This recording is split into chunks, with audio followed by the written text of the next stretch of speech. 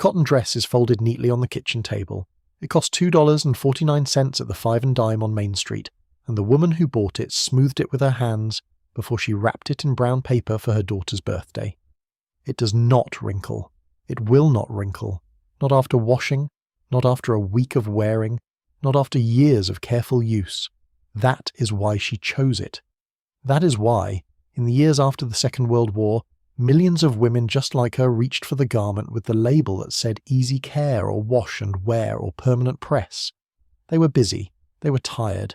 They did not have servants to iron. They had children to feed and husbands to dress and floors to sweep, and very little time for standing over a hot iron with a damp cloth.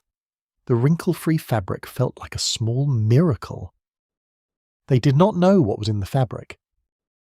They did not know that the smooth, crisp finish that resisted wrinkles was produced by soaking the cloth in a chemical resin, a resin built on the same foundational molecule that undertakers use to preserve the dead, that laboratories use to fix biological specimens in glass jars, that tanneries used on hides.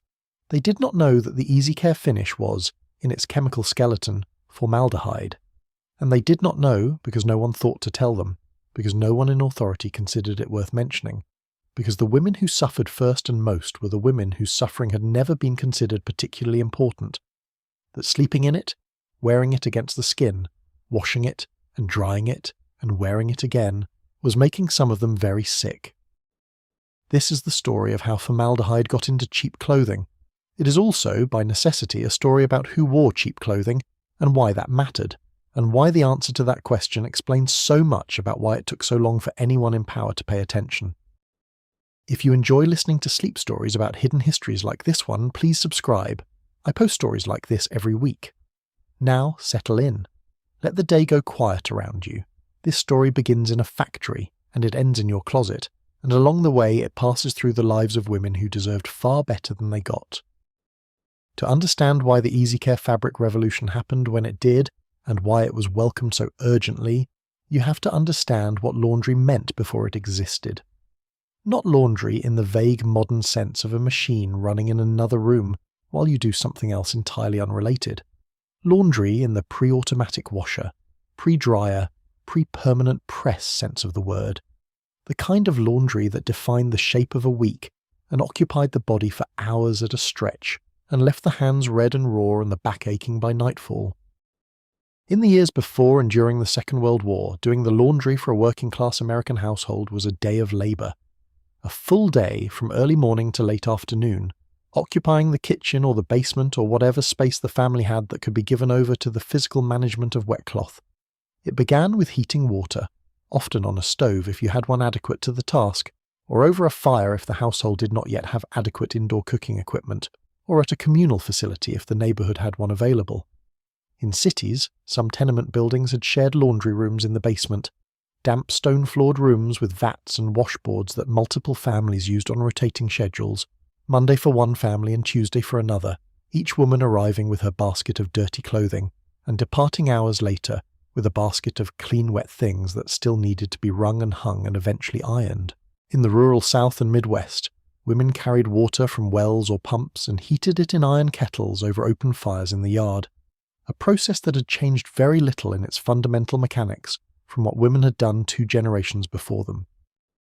The water went into a tub or a boiler, or, if the household was more fortunate, one of the early wringer washing machines that had begun to appear in working-class homes through the 1920s and 1930s. The wringer washer was a genuine improvement over hand scrubbing, powering the agitation that moved soapy water through the fabric by a mechanical action rather than human muscle. But it still required a great deal of supervision and physical effort, and still produced wet clothes that needed to be wrung through the rollers and then hung and eventually ironed. The fully automatic washer, introduced commercially in the late 1940s, was beginning to appear in the homes of families who had been able to save enough for the purchase, but in 1950 and even through much of the 1950s, it remained a middle-class aspiration rather than a working-class reality for a significant proportion of American households. The clothes were sorted by colour and fabric and degree of soil. They were washed, wrung, rinsed, wrung again. Whites were often boiled, a process that required standing over a pot of scalding water with a stick or a paddle, turning the clothes to ensure even heating, breathing the steam and the soap fumes for as long as the process required, which could be 20 or 30 minutes for each batch of white cotton items. The heat was essential for sanitizing, essential for whitening, essential for the kind of cleanliness that mid-century American domestic culture considered a moral baseline rather than a luxury standard. Germs were real. Infectious disease was a real threat that recent decades of public health work had only partially contained. The boiling of white cotton was not excessive fastidiousness. It was rational disease prevention conducted by women who understood the stakes. Then came the hanging. Every garment had to be pinned to a line, positioned correctly so it would dry without setting wrinkles that would require ironing. In good weather, this meant the outdoor line, the clothes line that was a fixture of working-class neighborhoods from rural Alabama to the tenements of New York City. The lines strung between buildings or across backyards or along porches, flapping in whatever wind the day provided. The outdoor line had genuine pleasures. The smell of line-dried laundry, of sun and warm moving air working on clean cotton, is the smell of a competent household, recognizable to anyone who has experienced it, a domestic accomplishment that was communicable to the neighbors who lived close enough to see the clothesline from their own kitchen windows. In bad weather, which in the northern states occupied a substantial portion of the year, the outdoor line was unavailable, and the indoor drying began, the stringing of lines across the basement or the kitchen, the careful distribution of weight so that the lines did not sag and allow garments to touch and slow each other's drying, the management of the indoor atmosphere as moisture rose from the drying cloth and condensed on cold surfaces and raised the humidity that promoted the mildew she was working against. And then, when everything was dry, came the ironing. Ironing is the piece of this story that deserves its own meditation, because it is so thoroughly removed from modern domestic life that it is almost possible to forget it ever occupied the position it did. In the household of 1940 or 1945 or 1950, ironing was not occasional. It was not reserved for dress shirts before formal occasions or tablecloths for holiday dinners.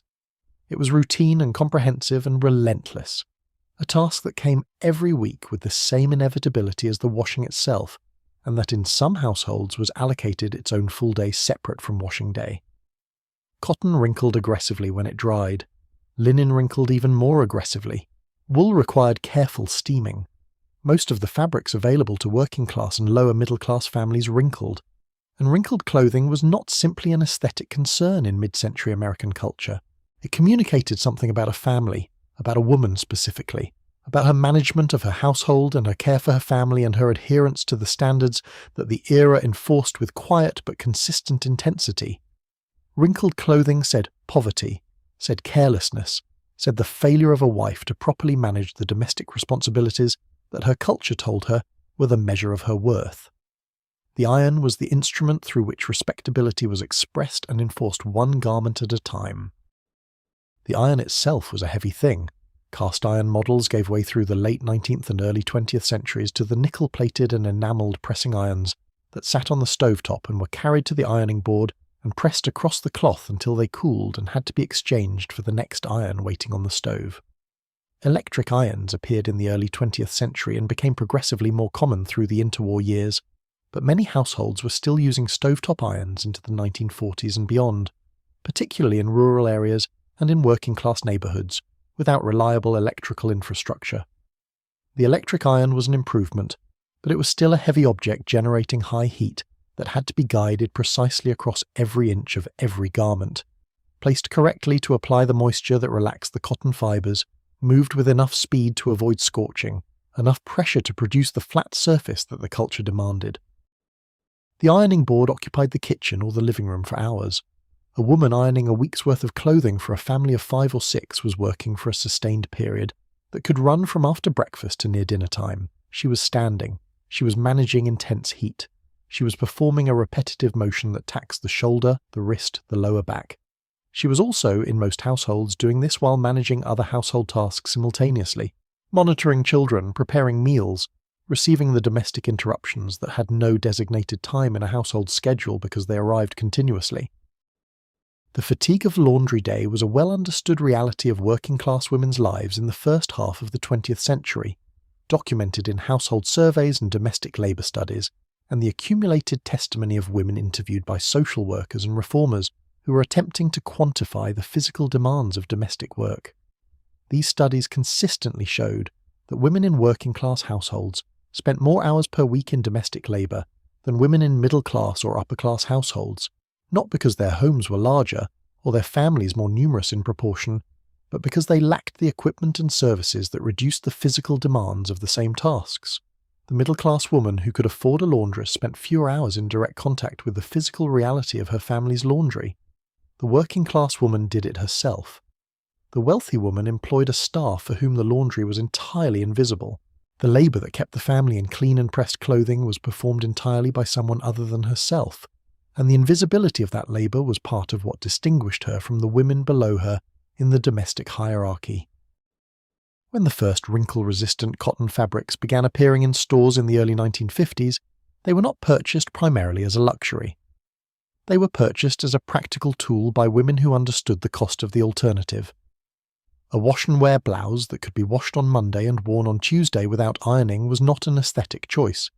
It was 20 minutes of a woman's life that she did not have to spend standing over a hot iron.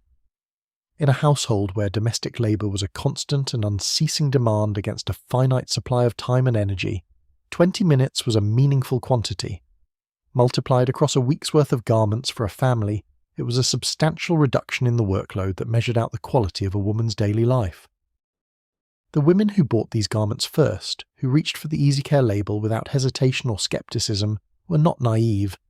They were rational actors making sensible decisions on the basis of the information available to them. They had been given no reason to ask what was in the fabric. The label said it was safe, not explicitly but by omission, by the confident cheerfulness of its promises, by the institutional trust that advertising in those years successfully commanded. The government had not issued warnings, the stores had not posted advisories, the clothing was for sale, it was legal, it was labelled, it was recommended. It was, as far as anyone who bought it had any reason to know, exactly what it claimed to be. It was not exactly what it claimed to be.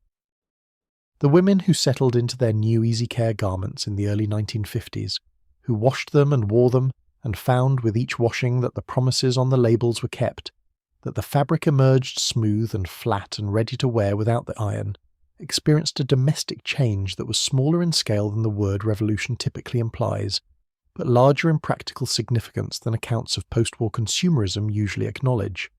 They had been given back time. They had been given back 20 minutes on a Tuesday morning, a half hour on a Thursday afternoon, a cumulative reduction in the grinding physical work of domestic maintenance that was, for women who had never experienced its absence, genuinely new.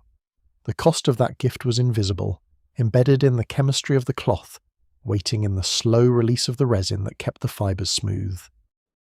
The women who bought the first Easy Care garments were not a monolithic group. They were as various as women always are, shaped by region and religion and family history and the specific texture of the communities they lived in. The woman in the mill town of Lowell, Massachusetts bought her Easy Care dress from the dry goods counter, at the 5 and Dime 2 blocks from the apartment she shared with her husband and 3 children, in a building that had housed textile workers since the previous century. The woman in rural Mississippi bought hers from the Sears catalogue, ordering it by mail and waiting for it with the particular patience of someone accustomed to the time that distance imposes on commerce. The woman in the industrial neighbourhood of Pittsburgh bought hers at the Woolworths on the corner, between the hardware store and the pharmacy, on a Saturday morning after she had finished the week's marketing and before she had to get home to start the noon meal. What they shared was the arithmetic of constrained circumstance. The household budget was a fixed quantity divided among fixed obligations, and the clothing allocation was whatever remained after rent and food and fuel and the incidentals that life imposed continuously and without warning. They were not poor in the catastrophic sense of poverty, not all of them, though some were. They were poor in the ordinary sense of having less than enough to make every choice on the basis of preference rather than necessity, which is a condition that has characterized the lives of most people in most places throughout history, and that mid-century American prosperity did not, despite its advertising, actually eliminate. They bought the garments that fit the budget. The budget determined what was available. What was available included the Easy Care dress that did not wrinkle, and that cost $2.49, and that would release formaldehyde against the skin of whoever wore it for as long as it lasted. The daughter who received the dress for her birthday was perhaps 7 or 8 or 10. She had her mother's practical sense about clothes, the understanding that a garment was an investment that had to last and look acceptable through a range of uses and that could not be treated carelessly because replacing it would require the same arithmetic all over again. She wore the dress to school and to church and to the birthday parties of her friends. She wore it in summer when the heat of the body against the fabric maximized the release of the chemicals in the weave. She wore it until it was outgrown and handed down to a younger sibling or passed to a neighbor who could use it. The dress performed as promised. The chemistry performed as chemistry does, without awareness of what it was touching or what it was doing to the body it met. There is a kind of invisibility that is not accidental, that is the product of sustained institutional choice, and that the vocabulary of accident and oversight does not adequately describe. When the women who wore cheap wash-and-wear garments developed rashes and reported them to physicians who did not investigate the source, that was not an accident. When the manufacturers who knew the formaldehyde content of their finishing chemistry chose not to include that information on the label, that was not an oversight. When the regulatory agencies that had authority over consumer product safety did not establish testing requirements for textile chemical content, that was not a gap that resulted from institutional incapacity. These were choices, made by institutions and individuals with the information and the power to make different choices, in a context that structured the incentives against the kind of choice that would have protected the women who were being harmed. This is the weight that this story carries, and it is a heavy weight to carry into a night that is supposed to be restful. But the rest that comes from understanding is different from the rest that comes from not knowing. And the story of formaldehyde in cheap clothing is one that the people it concerns have a right to know and to understand in its full dimensions. The woman who bought the cotton dress at $2.49 was part of a system that was producing a harm she did not know about, and that she would not have accepted if she had been told. She was making a rational choice with the information she had. The system was structured to ensure she did not have the information she needed. Understanding that structure is the first step toward changing it. This story will take the rest of the night to tell in full. The breath can slow, the day can go quiet. The account that follows is patient and detailed, and does not require urgency, because the story it tells has already happened, and what happened cannot be changed by hurrying through it. What can be changed is what happens next, and understanding what happened is the ground on which that change is built. Settle in. The cotton dress is on the table. The story begins with the world it arrived into.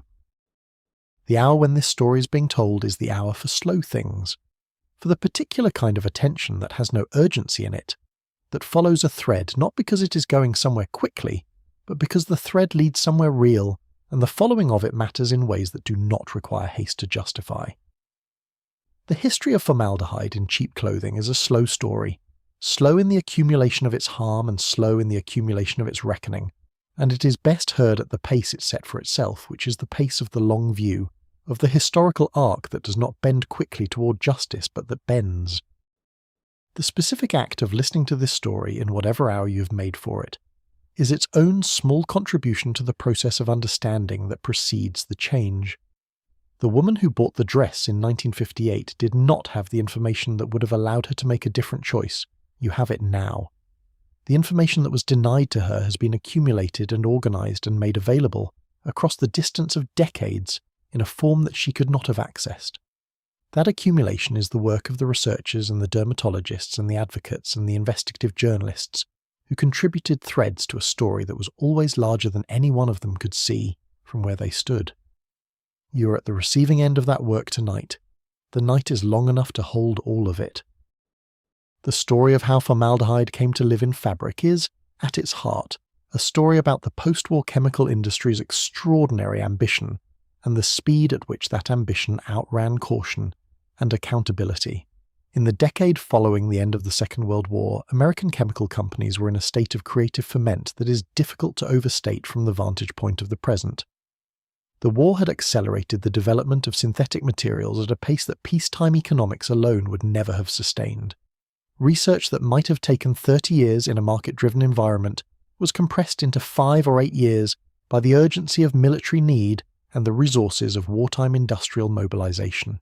When the war ended, those accelerated research programs and the industrial infrastructure they had created turned towards civilian applications with the same energy and the same compressed timeline. looking for the markets that would absorb the production capacity they had built. Nylon, which had been introduced just before the war began and then almost entirely diverted to military use for parachutes and ropes and tyres, returned to civilian life with enormous fanfare. Nylon stockings came back to department store shelves and produced scenes of purchasing enthusiasm that newspaper reporters described with a mixture of amusement and slight alarm. Lines of women waiting before store openings for garments that had been unavailable for years. Polyester was being developed in laboratories and beginning to appear in commercial quantities. Acrylic was arriving, finding its way into sweaters and knitwear marketed under the brand names that would become household words through the 1950s. The age of synthetics was not a future possibility, but a present reality being constructed in factories and announced in advertisements and sold across department store counters throughout the industrial Northeast and Midwest. But the synthetics were not yet sufficient to the full range of clothing that ordinary Americans needed. Cotton was still the dominant fibre for everyday garments. For children's clothes and house dresses and work shirts and the basic items that filled the drawers and closets of ordinary households, cotton had genuine virtues. It was comfortable against the skin in ways that the early synthetics were not. It was breathable in summer heat, it was familiar, and it was relatively inexpensive in a period when American cotton production was a substantial domestic industry with a well-established supply chain. But cotton wrinkled, aggressively and democratically, and without regard for the care taken in washing or drying. The chemical industry recognized in this problem a business opportunity of considerable scale, and the technology to address it had already been partially developed. The technology for treating cotton with formaldehyde-based resins had actually existed since the 1920s, when researchers first began experimenting with urea formaldehyde and melamine formaldehyde compounds as fabric finishing agents. These compounds, when dissolved in water and applied to cotton fabric and then cured under conditions of controlled heat, created a specific chemical interaction with the cellulose fibers that made up the cotton structure. Cotton fiber is essentially a chain of cellulose molecules, long sugary polymers that give the plant its structural integrity and give the harvested fiber its strength and absorbency. In untreated cotton, these chains can slide past each other when wet, rearranging themselves as the fabric dries into whatever configuration the drying conditions happen to produce. This rearrangement is wrinkling. The formaldehyde-based resins worked by creating chemical bridges between adjacent cellulose chains, crosslinks that prevented the fibers from rearranging during washing and drying, holding them in whatever smooth configuration they occupied when the resin cured. The cross-linking reaction was elegant in its simplicity and powerful in its effects. Apply the resin to the cloth while it lies flat and smooth, heat it to the temperature required to drive the chemical reaction, and the fabric emerged with its fibers locked in their pressed configuration. Wash it, dry it, and it returned to that configuration without ironing. The chemistry worked.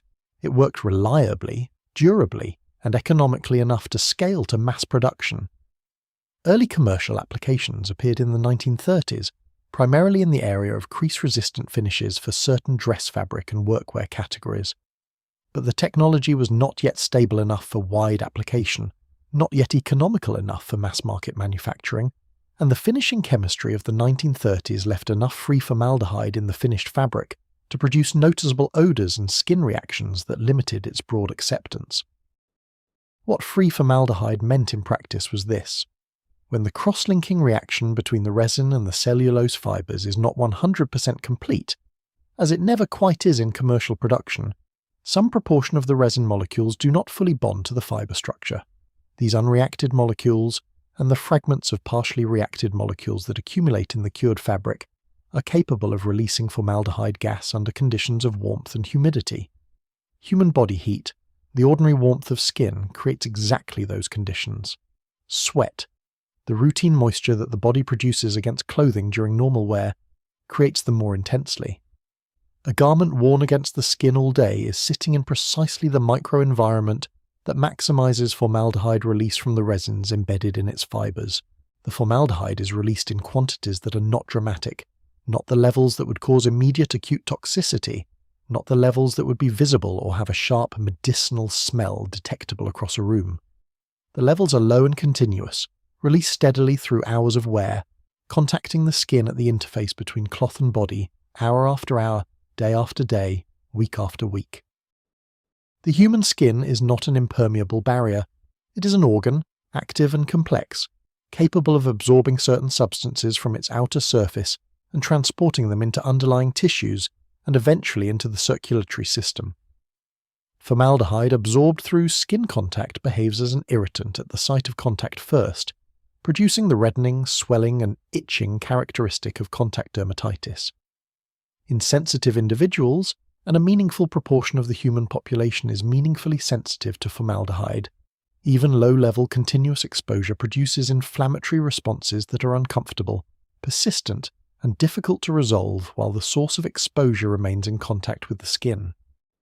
The symptoms produced by formaldehyde exposure in clothing manifest in ways that made them extremely easy to misattribute and easy to dismiss.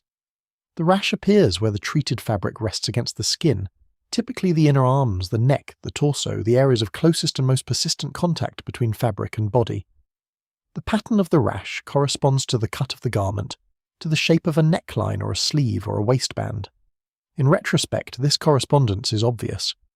In the clinical setting of the 1950s, to a physician without particular training in textile chemistry, without any reason to suspect the garment as a source of exposure, the rash could easily be attributed to any number of other causes: a laundry detergent allergy, a general skin sensitivity, a response to dietary change, or simply the mysterious and various ways in which human skin occasionally behaves badly. The chemical industry's response to these early signs of consumer complaint was not to investigate the health implications of textile formaldehyde exposure.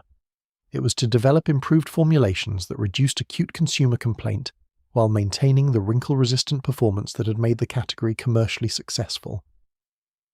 The second generation of resin formulations, developed through the 1940s and 1950s, used modified compounds with lower immediate formaldehyde release, but different release profiles over the life of the garment. These formulations were commercially superior because they produced less immediate skin irritation in casual wear testing. The formaldehyde was still present, still releasing across the life of the garment, but in a pattern that was slower and more diffuse and harder to connect to specific symptoms experienced weeks or months after purchase. What the chemical industry knew during this period, and when it knew it, is a question that the documentary record answers partially and uncomfortably. The occupational health literature on formaldehyde exposure in textile manufacturing workers was accumulating through the 1940s and 1950s. Workers in textile finishing plants, where the resin treating process took place in industrial quantities, were experiencing respiratory symptoms and skin reactions at rates that were being observed and in some cases reported. Factory floors where resin-treated fabric was being heat-cured produced formaldehyde vapor concentrations measurable and meaningful. The workers in these plants were experiencing, in concentrated occupational doses, a version of the same exposure that consumers were experiencing in diluted residential doses. The occupational data was available.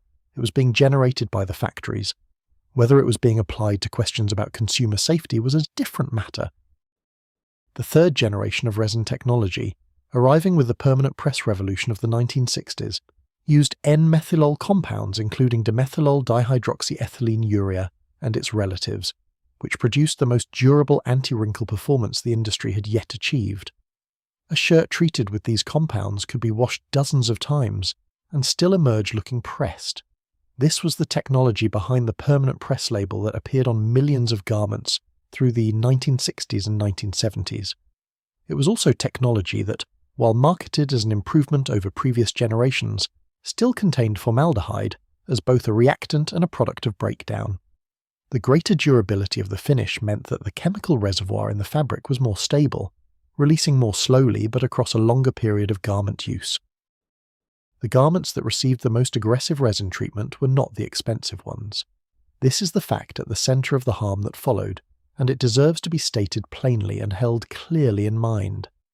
High-end cotton garments received lighter treatments using more refined formulations that minimized free formaldehyde content. The manufacturers of expensive clothing applied finishing chemistry more carefully, with attention to residual chemical activity, because they had reputations to protect and customers who were more likely to notice problems and communicate them in ways that would produce consequences. The cheap garments received the heaviest treatments using the least refined and least expensive formulations. The reasons were entirely economic.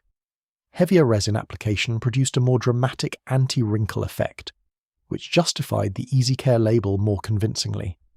The resins themselves were inexpensive. Applying them generously added almost nothing to production costs. The customers for cheap garments were less likely to complain in ways that manufacturers would hear, and even when they did complain, they were less likely to be listened to.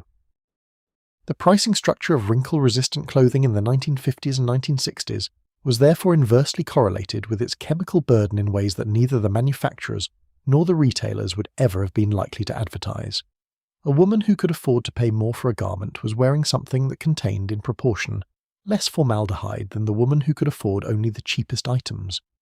The market had created a situation in which protection from a health risk was a premium feature, available to those who could afford premium pricing and borne most heavily by those who could not. The harm travelled downward along the class structure with the certainty of gravity. There was also a geography to this distribution.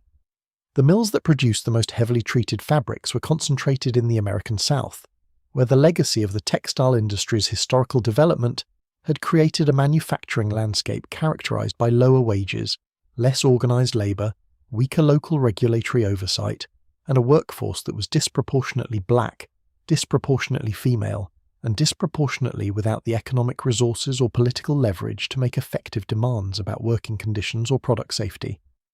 The finished garments from these mills travelled up the distribution chain to the discount stores and five and dimes and general merchandise chains that served working-class communities across the country.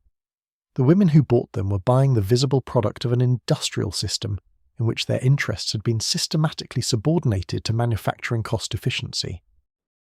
The role of textile testing laboratories in this story is worth examining carefully, because they represent a point where the health implications of resin formulations were in principle knowable, and where decisions were made about what questions to ask with the knowledge that was being generated. Textile testing laboratories, operated by manufacturers and by independent testing services, routinely measured free formaldehyde content in finished fabrics as part of quality control operations. They were measuring it because excessive free formaldehyde was known to produce consumer complaints, skin reactions, and odor problems that would generate returns and damage brand reputation. The measurement was being made in service of managing consumer complaint risk, rather than in service of protecting consumer health. The thresholds being used to evaluate results were commercial tolerance thresholds, the level at which complaints became likely, rather than health-based thresholds, the level at which harm became likely regardless of whether the harm was being recognized and attributed. This distinction between a standard designed to minimize complaint and a standard designed to prevent harm is not a minor technical difference. It is the difference between a system calibrated to the interests of the manufacturer and a system calibrated to the interests of the consumer. In the absence of mandatory health-based standards, the only standards being applied were the ones the industry chose to apply to itself, and the standards the industry chose were the ones that allowed it to sell the products it had developed and marketed and built production capacity around. The clothes that received the most ironing were, predictably, the clothes that were worn most visibly. The work shirt that a man wore to the office or the factory floor, the dress or blouse that a woman wore to church or to the market, the school clothes that children wore 5 days a week, and that communicated something about the family to the teachers and the other children whose parents' opinions mattered. The hierarchy of ironing reflected the hierarchy of social visibility, which was itself a reflection of the hierarchy of social aspiration and the specific values that mid-century American culture encoded in clothing. The domestic labour that ironing represented was not counted in the national economic statistics. It was not counted because it was not paid, because it occurred within households rather than between them, because the women who performed it were wives rather than workers, in the sense that the economic categories of the period recognised. The labour was real, the hours were real, the physical cost in standing and heat and repetitive motion was real. But it existed in the statistical silence that surrounds all unpaid domestic work, visible to those who performed it, and invisible to the economists and policymakers who were measuring the prosperity that was supposedly being delivered to American families in the post-war years. When household surveys in the post-war years attempted to measure the hours that American women spent in domestic labour, the results consistently showed figures between 40 and 60 hours per week for women with children, figures comparable to or exceeding the hours of formal paid employment that their husbands were working, and that the culture considered the primary economic contribution of the household. The ironing in those hours was a specific and quantifiable component. Studies of household labour time allocation showed that ironing alone occupied between 3 and 8 hours per week. For women with larger families during this period, figures that reflected the scope of a task that had to be performed continuously on every clean garment every week. The cultural weight carried by ironing was amplified by the domestic advice literature that circulated widely through this period. Women's magazines, household management guides, the domestic science curricula that were taught in home economics classes in schools across the country all engaged with ironing as a topic of serious domestic concern. The proper technique for ironing a shirt was documented with the care that other publications gave to surgical procedures, each step specified, each zone of the garment addressed in sequence, the dampening and the temperature and the direction of the strokes across the fabric, all subject to expert guidance. This expertise was not frivolous. It reflected the reality that ironing done incorrectly produced scorching, which destroyed fabric, or inadequate pressing, which produced a socially unacceptable result. Getting it right mattered. Getting it right required the investment of focused attention that every other demand on the household woman's time was competing against. The women who were most skilled at the iron were not admired for their skill in the way that other competencies were admired. The skill was expected. The competent iron was the baseline, not the achievement. The failure to iron, or the poorly ironed garment, was the thing that was noticed and commented upon. The success was invisible, absorbed into the general assumption that the household was being managed as it should be. The labour that produced the success was equally invisible, which is to say, it was performed by women in the private space of the household, and it produced results that were taken for granted by everyone who benefited from them. Into this landscape of invisible and relentless labour, the easy care garment arrived as something that the domestic advice literature and the advertising of the period were not wrong to call a revolution. Not a political revolution, not a social revolution, not a change in the structure of the expectations that governed women's lives. A domestic revolution, specific and practical, a change in the number of hours required to maintain a household's clothing supply at the standard of visible acceptability that the culture demanded. The hours were real. The reduction in hours was real. The women who experienced it understood it in their bodies, in the specific relief of a Tuesday morning when the ironing was not waiting. The specific texture of laundry day in the rural South has its own character in the domestic history of the 20th century, distinct from the tenement basement and the suburban utility room and the urban apartment kitchen. In the farming communities of Alabama and Mississippi and Georgia and the Carolinas, laundry for a large household happened outdoors when the weather permitted, which was most of the year in a climate that provided outdoor working conditions through 10 months of 12. The iron kettle over the fire in the yard was both a practical tool and a visible marker of the household's domestic economy, observable from the road and communicating the state of the household's weekly management in the language of smoke and steam that neighbour households understood. The communal wash day, where women in neighbouring households coordinated their laundry schedules and occasionally helped each other with particularly heavy loads, was a social institution as well as a labour management strategy, creating the kind of a women's community that domestic labour produced in the hours it required. In these communities, the arrival of the wringer washer was a meaningful event. Not every household could afford one, and not every household had access to the electrical power that the better models required. But in communities where power lines had reached by the late 1940s and early 1950s, the spread of the wringer washer through working-class rural households was rapid enough to be remembered by the women who experienced it. The specific relief of not having to do the first stage of washing by hand, of being able to load the machine and let the mechanical agitation work while attending to something else, was the kind of practical improvement that the abstractions of technological progress only become real in the body of the person who used to do it differently. But the wringer washer did not eliminate the ironing. The wringer washer produced cleaner clothes faster. The ironing remained. And the ironing remained because cotton remained, because cotton wrinkled, because wrinkled clothing remained socially unacceptable in the specific culture of the mid-century American household. The iron on the stove was exchanged for the electric iron when the power came, but the electric iron, for all its practical advantages, still had to be carried across every inch of every cotton garment that the family wore and that therefore had to be presentable. The hours remained, the labour remained. The domestic advice literature that circulated in working-class rural communities through this period reached them later than it reached urban households, and often through different channels. The agricultural extension services, which had operated in rural communities since the early 20th century as a mechanism for transmitting agricultural and domestic science knowledge to farm families, played a role in this community that the women's magazines played in urban ones. Extension service home economists visited homes, conducted demonstrations, distributed literature, and advised on everything from canning techniques to fabric care.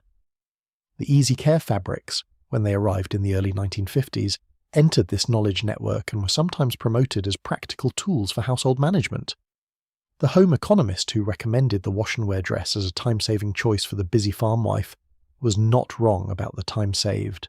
She did not have the information to say anything about the chemistry involved, because that information was not in the materials she'd been given. The church was another institution through which domestic knowledge travelled in rural southern communities, and particularly in black southern communities, where the church occupied a central role in social life that went well beyond its purely religious function. Women's groups associated with churches shared practical household information as a matter of course. The Quilt Society meeting and the Missionary Circle meeting were spaces where women who had found a good source for affordable decent fabric, or who had discovered that a particular store's children's clothing was causing rashes, or who had developed a technique for getting better results from a new washing machine, shared knowledge that was practically useful and that circulated effectively within the community. The knowledge that cheap easy care garments sometimes caused skin problems circulated through these networks in the communities where the problem was worst. It did not circulate out of those communities into the institutions that might have acted on it, because the channels connecting women's church circles in rural Alabama to the offices of the Federal Trade Commission did not exist in any form. The ironing board in the working-class American household of 1950 was not simply a piece of equipment. It was a piece of furniture with a fixed address in the domestic space, a permanent resident of the kitchen, or the back room, or whatever space the household had designated for the domestic labour that required it. The board came out from its storage position, and it was set up, and it occupied the room for the duration of the task, and then it was folded and replaced, but the daily return of the ironing board to its working position was part of the rhythm of domestic life, in a way that modern domestic furnishing arrangements do not preserve.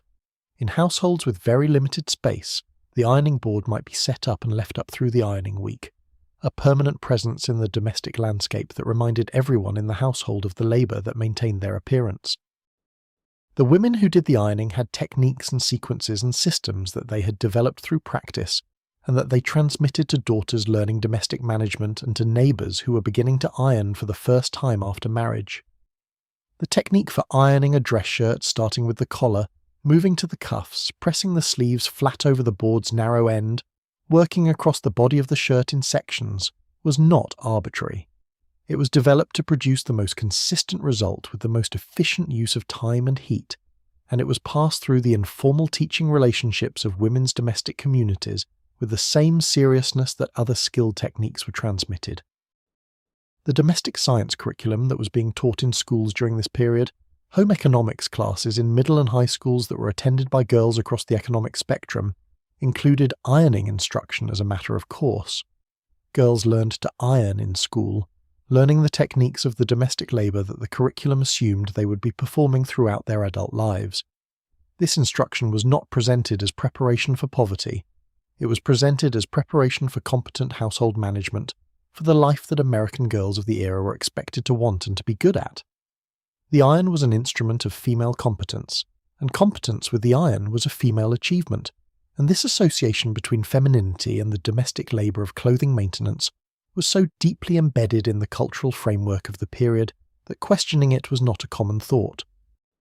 The women who were most burdened by this labour were those for whom the scale of the task was largest, and the resources for managing it were smallest. A household of 8 children required more ironing than a household of 3. A household without an electric iron required more physical effort than a household with one. A household where the woman also worked for wages outside the home, which was true of a significant proportion of working-class women throughout this period, despite the cultural idealization of the full-time domestic housewife, faced the ironing backlog on evenings and weekends when it competed with the general fatigue of a dual labour life. The intersection of domestic labour demand and economic constraint produced, For the women at the bottom of the economic hierarchy, the greatest intensity of experience of the labour that the Easy Care garment promised to reduce. When the first Easy Care dresses appeared and some of these women bought them and found that the promise was kept, the relief was not theatrical. It was the quiet, practical relief of a burden slightly reduced in a life where burdens were not in short supply. The 20 minutes not spent ironing a dress were 20 minutes available for something else, some other task in the endlessly renewable supply of tasks that domestic management generated, or occasionally, briefly, for rest. The women who first experienced this relief were not asking what was in the chemistry that produced it. They were experiencing the relief. The chemistry was not their concern because nothing in their experience had given them reason to make it their concern. The government had not warned them. The store had not warned them. The dress did what it said it would do. Everything else was invisible.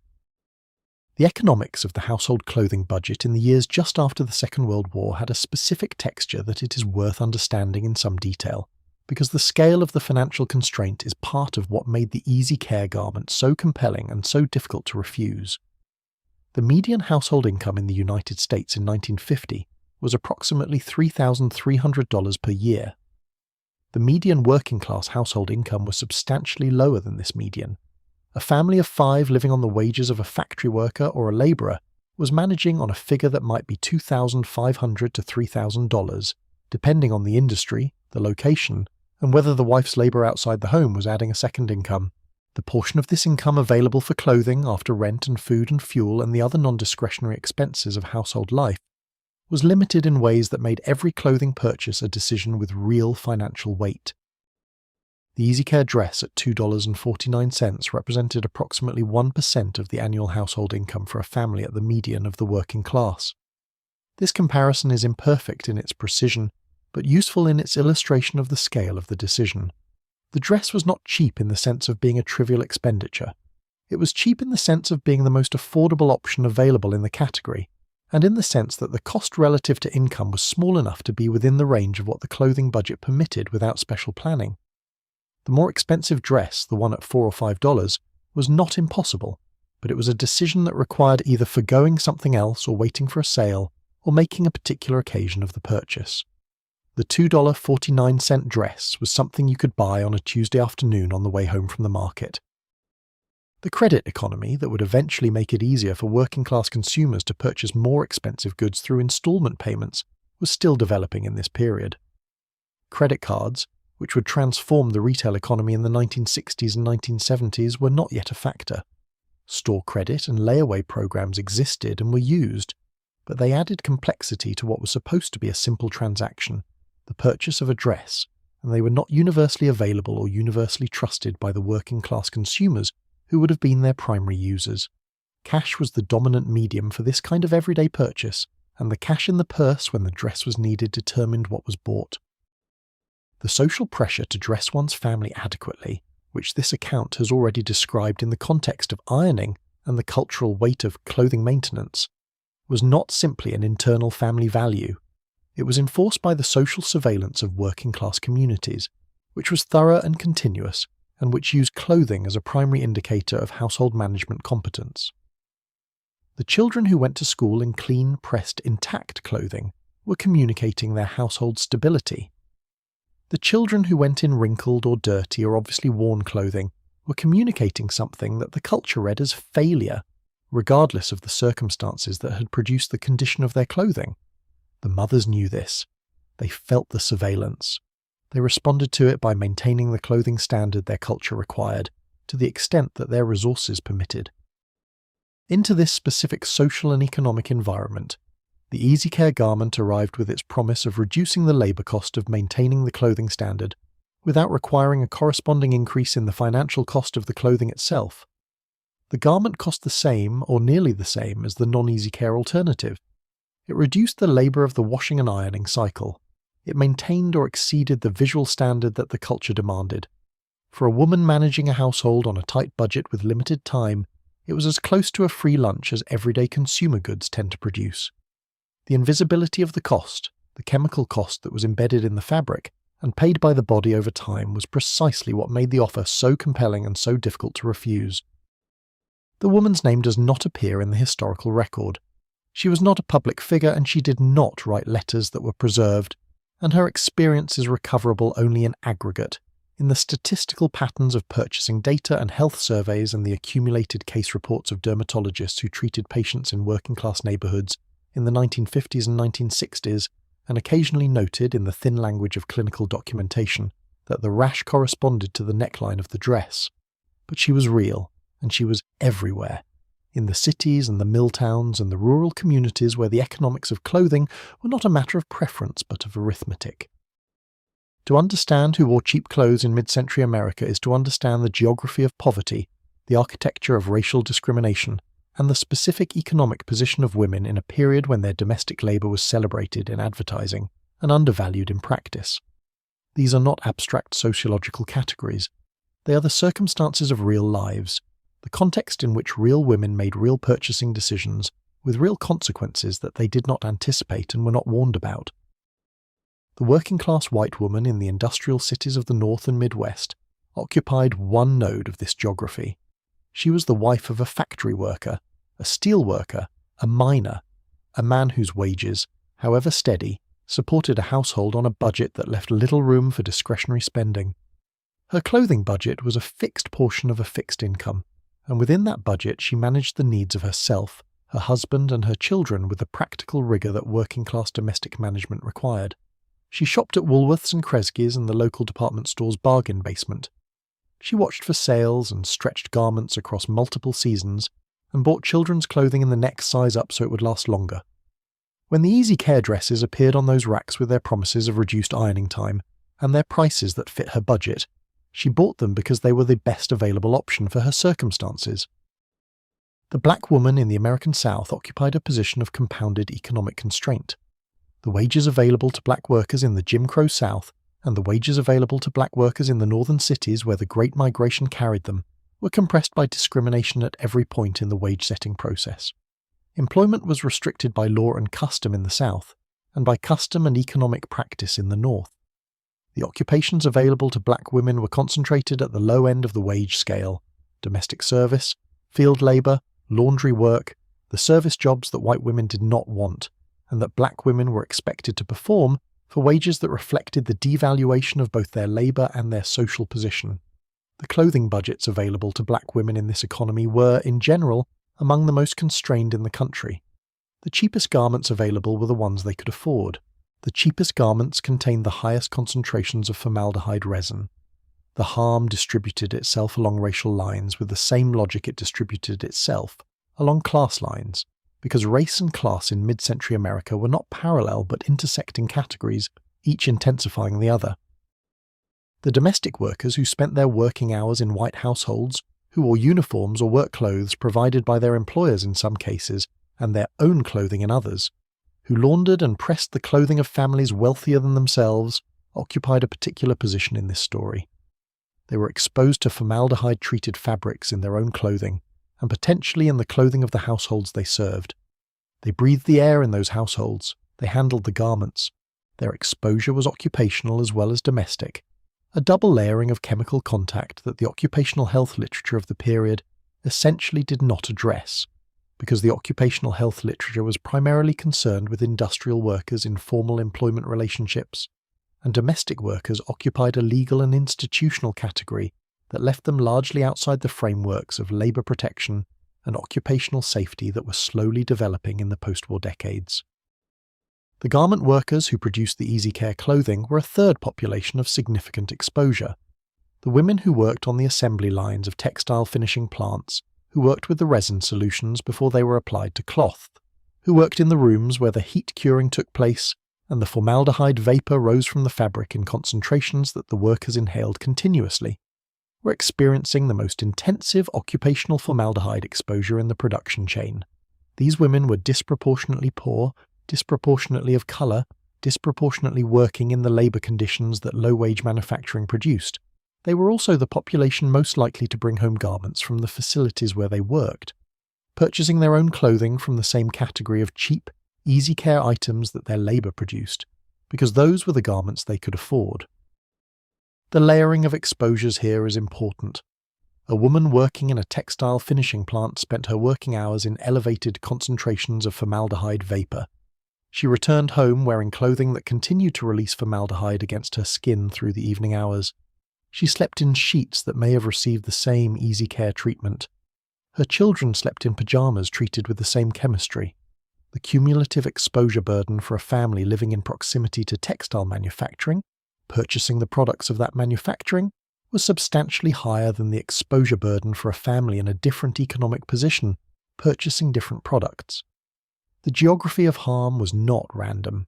It followed the contours of poverty and race and occupation with a precision that public health research would eventually document, and that advocates would eventually name as environmental injustice, though that vocabulary was not yet available in the 1950s. The rural poor represented another significant population of exposure. In the agricultural South, in Appalachia, in the rural Midwest, families whose incomes were constrained by the economics of small farming, tenant farming, and seasonal agricultural labour purchased their clothing from the cheapest available sources, often the Sears Roebuck catalogue or the local general store, or the discount retailers that had begun to penetrate rural markets.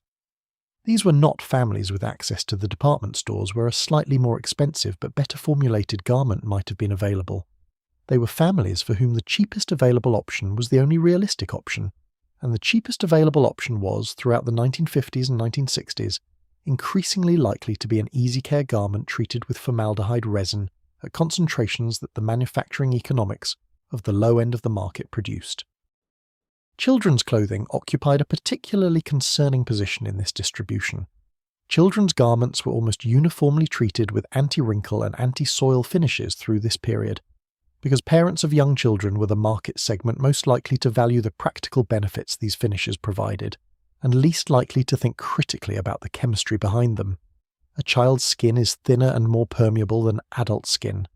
A child's immune system is still developing in ways that make allergic sensitization more likely. A child's body surface area is large relative to body mass, which means that a given concentration of formaldehyde in clothing represents a higher dose per kilogram of body weight for a child than for an adult wearing the same garment proportionally. The children who wore cheap, heavily treated garments in the 1950s and 1960s were receiving the highest doses per kilogram among the exposed population. The children whose parents could afford only the cheapest garments were, in this arithmetic, the most highly exposed of all. The medical establishment's response to the skin and respiratory symptoms being produced by formaldehyde-treated clothing during this period was shaped by the same class dynamics that shaped every other aspect of this story. Physicians in working-class communities and in the clinics that served poor populations were seeing the patients who were experiencing the highest exposures. The symptoms these patients presented were real, well documented in the medical literature if not widely publicized, and attributable in retrospect to chemical exposure. But the attribution in the clinical moment was complicated by several factors. The patients most highly exposed were also, by the circumstances of their lives, subject to numerous other environmental stresses that could produce similar symptoms.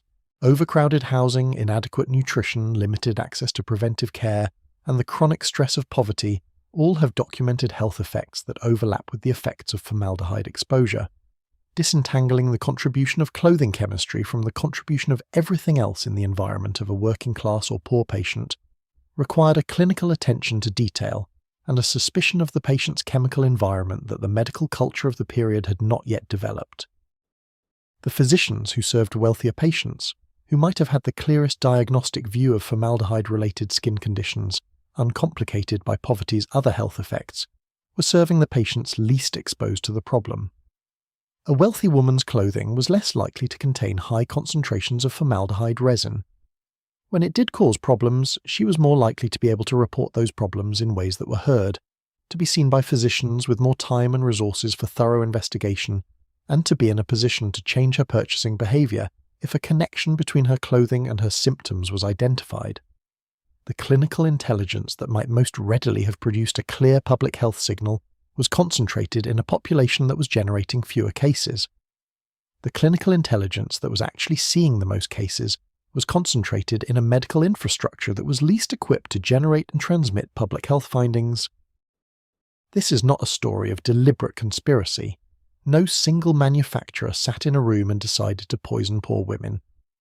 The harm emerged from the accumulated effects of individually rational decisions made within a system that assigned different values to different people's health outcomes, that structured economic incentives to minimize the cost of production without requiring the internalization of health costs, and that distributed regulatory protection unevenly along lines of class and race. The harm was structural. Structural harm does not require individual malice. It requires only that the structure function as designed. The structure functioned as designed.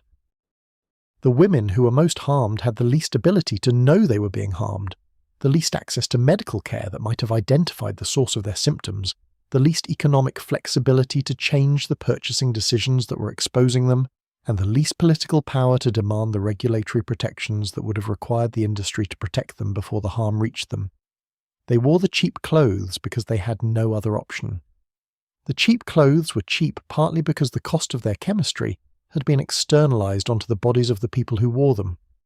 And the bodies of the people who wore them were not the bodies that the system had been designed to protect. The advertising language that accompanied easy care garments through the 1950s and 1960s deserves its own examination because it constructed a set of consumer beliefs that made questioning the chemistry of these garments culturally and psychologically difficult. The language was optimistic, modern, and saturated with the confidence of scientific progress. Words like miracle fiber and the fabric of tomorrow, and scientifically tested and modern chemistry were deployed in magazine advertisements, on hang tags, in the display language of the five and dime and the department store's bargain basement. The association between chemical treatment and improvement was so thoroughly established by this language that chemical came to imply safe and tested and modern in the consumer's lexicon, a position that would eventually be contested, but that was unchallenged during the years when the formaldehyde problem was developing at its worst. The chemists and textile engineers who developed the finishing processes understood the chemistry in ways that the advertising language obscured. They knew that free formaldehyde was a reactive species, that it bonded to protein at the contact surface, that skin protein was not meaningfully different from any other protein in its willingness to react with formaldehyde under the right conditions of concentration and contact time. They knew this because the industrial hygiene literature on formaldehyde in other applications had been developing since the early 20th century, because the tanning industry and the embalming industry and the industrial chemistry applications of formaldehyde had accumulated decades of knowledge about the compound's behavior in contact with biological material. That knowledge existed in the technical literature of chemistry and industrial medicine. It was not moving into the technical literature of textile science. It was not moving into the regulatory science of consumer products. It was not moving into the advertising language of the garments that millions of women were hanging in their closets and pressing against their skin. The specific timeline of awareness within the textile chemical industry is difficult to establish with precision because the internal documents of the companies involved in this period are not uniformly in the public record. But the pattern of the published literature suggests that the awareness existed and was not acted upon in ways proportional to the harm it implied.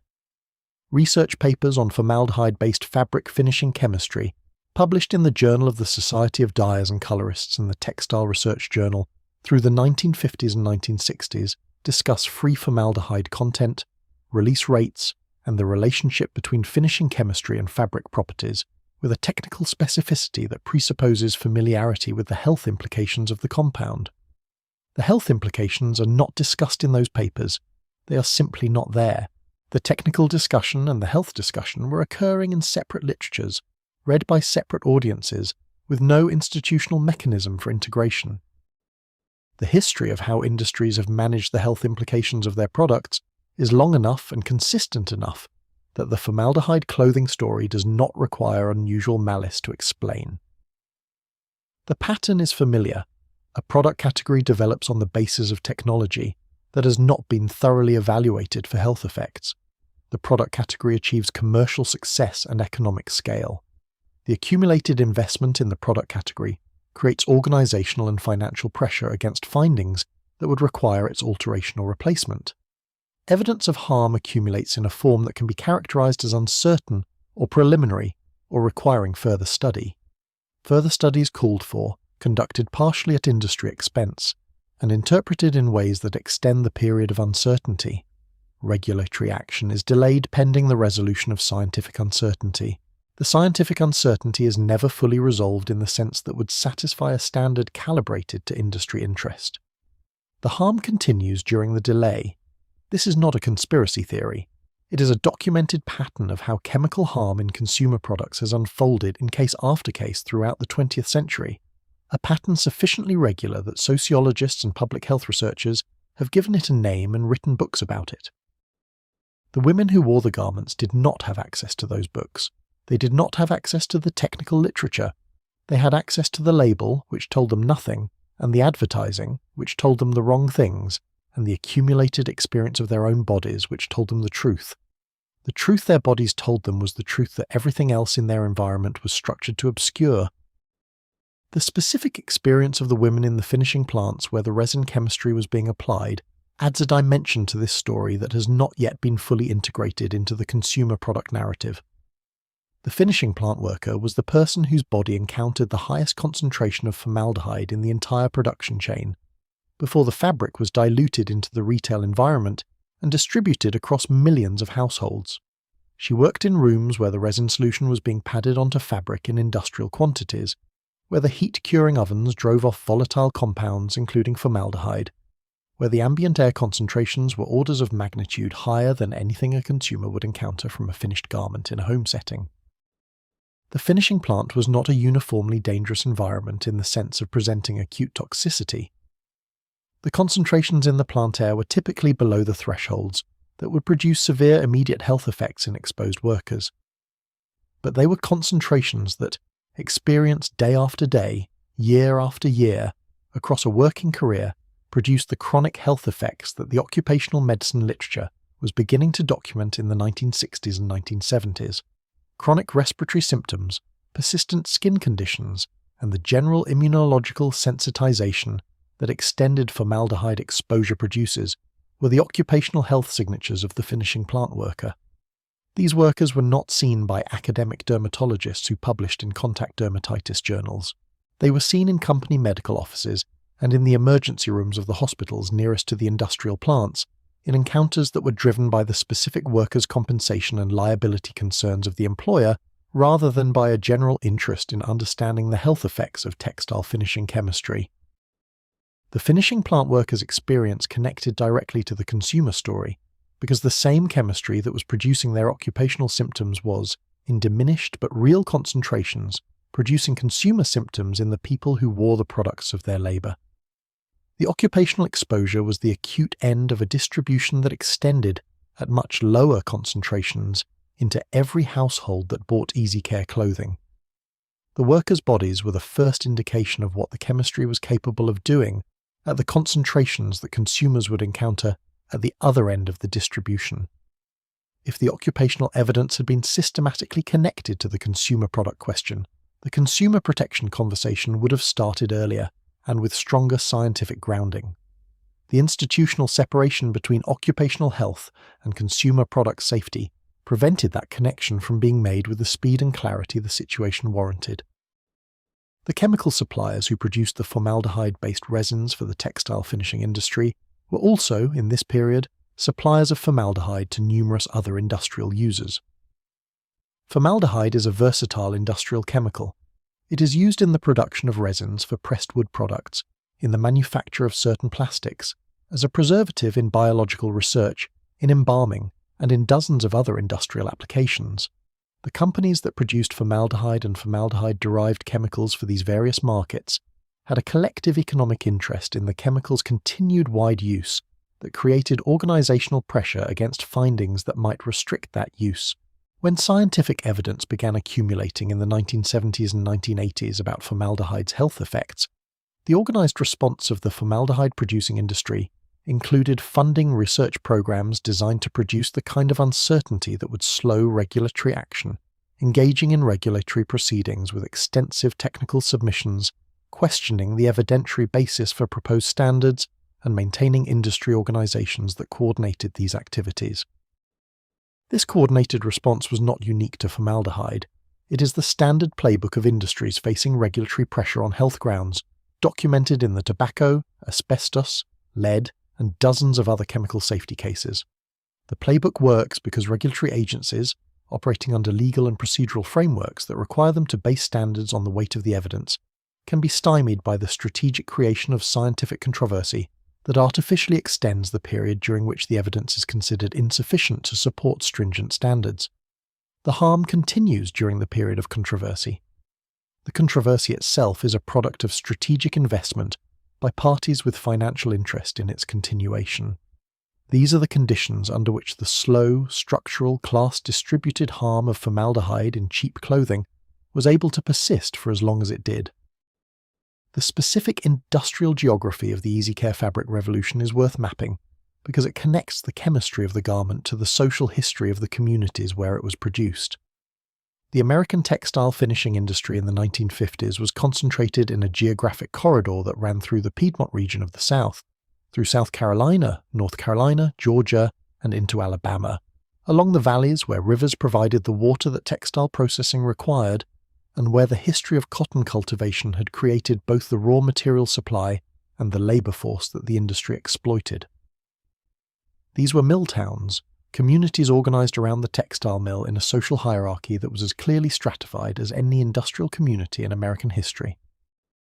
The mill town was a total institution in a sense that went beyond the usual relationship between an employer and its workers. The mill owned the houses that mill workers lived in. The mill owned the store where mill workers shopped. The mill's owners and managers occupied the social apex of the community, and their judgment about what was good for the town, including what was good for the workers whose labour was the foundation of the mill's prosperity, was rarely successfully challenged from below. The labour movement had made some inroads into the southern textile industry, but the combination of company control of housing, the threat of blacklisting, and the history of violent opposition to union organising in the region had kept the organisational gains more limited in the south than in the northern industrial textile centres. The finishing plant in this geography was typically a distinct facility from the weaving and spinning operations, often located on the same mill property, but occupying its own building where the chemical processes of dyeing, bleaching, and finishing were carried out. The women who worked in the finishing plant occupied a specific position in the mill's labour hierarchy, distinct from the weavers and spinners and categorised by the particular skills and physical demands of the finishing work. The finishing plant work involved more direct chemical contact than the mechanical work of the spinning room, and the women who worked there were developing the occupational exposures that the medical literature was beginning to document even before the larger consumer exposure story had attracted attention. The Milltown social organisation affected the ability of workers to respond to health problems they were experiencing in the plant. The company doctor, paid by the mill and practising in a medical facility that the mill provided, was not independently positioned to advocate for workers against the mill's interest in avoiding recognition of occupational disease. The company doctor's assessments were shaped by his employment relationship in ways that limited his capacity to act as an independent health advocate, even when his medical training pointed toward findings that the mill would have preferred not to be made. Workers who sought medical attention outside the company medical facility were exercising a small degree of independence that the company's total institution character made socially and practically difficult. The National Institute for Occupational Safety and Health, established as part of the Occupational Safety and Health Act of 1970, was specifically charged with conducting research on occupational health and safety and translating findings into recommendations that OSHA could use in setting standards. NIOSH researchers who investigated textile industry occupational exposures through the 1970s were producing findings that documented the formaldehyde concentrations in finishing plant air and the health effects observed in workers at those concentrations. NIOSH health hazard evaluations conducted in response to requests from workers or employers were documenting formaldehyde as an occupational concern in textile finishing facilities by the late 1970s. The findings of these evaluations, published in NIOSH technical reports that were available in principle to anyone interested in them, were not receiving the public attention that their content warranted. The reports existed. They were not being read by the people who needed to read them to take protective action, because the system connecting occupational health findings to consumer product regulation did not exist in a functional form. The history of how occupational health knowledge does and does not translate into consumer product protection is a recurring theme in the chemical safety literature. Workers are typically the first population to experience the health effects of industrial chemicals because they are exposed in concentrated occupational doses years before consumer products containing the same chemicals reach the broader population. Their experience is a leading indicator of what consumers will experience, at lower doses, when the product reaches the market. A system that monitored occupational health findings and systematically evaluated their implications for consumer product safety would, in theory, identify the consumer product risk before it had reached the full scale of market penetration. No such system existed for formaldehyde in textile finishing, and the opportunity to intervene early on the basis of occupational evidence was not seized. In the early 1960s, something changed in American closets that was not immediately recognized as a change in the formaldehyde problem. The synthetics arrived in force, polyester, which had been developing in research laboratories since the early 1940s and had been produced in commercial quantities for several years, suddenly became cheap enough and durable enough and fashionable enough to dominate a significant portion of the clothing market. Nylon, already established in hosiery and certain sportswear applications, extended its reach into blouses, linings, and activewear. Acrylic found its place in knit fabrics, sweaters, and the fleece-like materials that began replacing wool in the wardrobes of consumers who prized easy care over natural fibre performance. These synthetic fibres did not require formaldehyde resin to resist wrinkling. They resisted wrinkling by virtue of their chemistry and structure.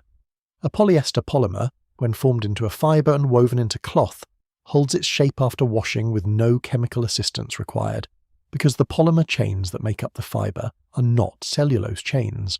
They are thermoplastic chains, shaped by heat during manufacturing into a configuration they will hold through the normal temperature and moisture conditions of washing and drying. The wrinkle-free quality of polyester is intrinsic to the material rather than imposed by a finishing treatment. When you iron a polyester shirt, you're doing it wrong. The shirt was already flat. The wrinkle you're addressing was introduced by excessive heat in the dryer or by improper folding, not by the structural tendency of the fibre itself. The arrival of synthetic fibres in the mainstream clothing market had an important effect on the formaldehyde problem. It appeared to make it go away. Between 1963 and 1973, the proportion of American clothing made from synthetic fibres or synthetic blends grew dramatically. Market research from this period shows polyester and polyester blends gaining share from pure cotton at a rate that, by the early 1970s, had made the synthetic blend garment the statistical majority in several major clothing categories. Women's blouses, men's dress shirts, pants, skirts, the everyday garments that formed the core of the working wardrobe were increasingly being made from polyester cotton blends rather than pure cotton, and from some categories of pure synthetics rather than natural fibres at all.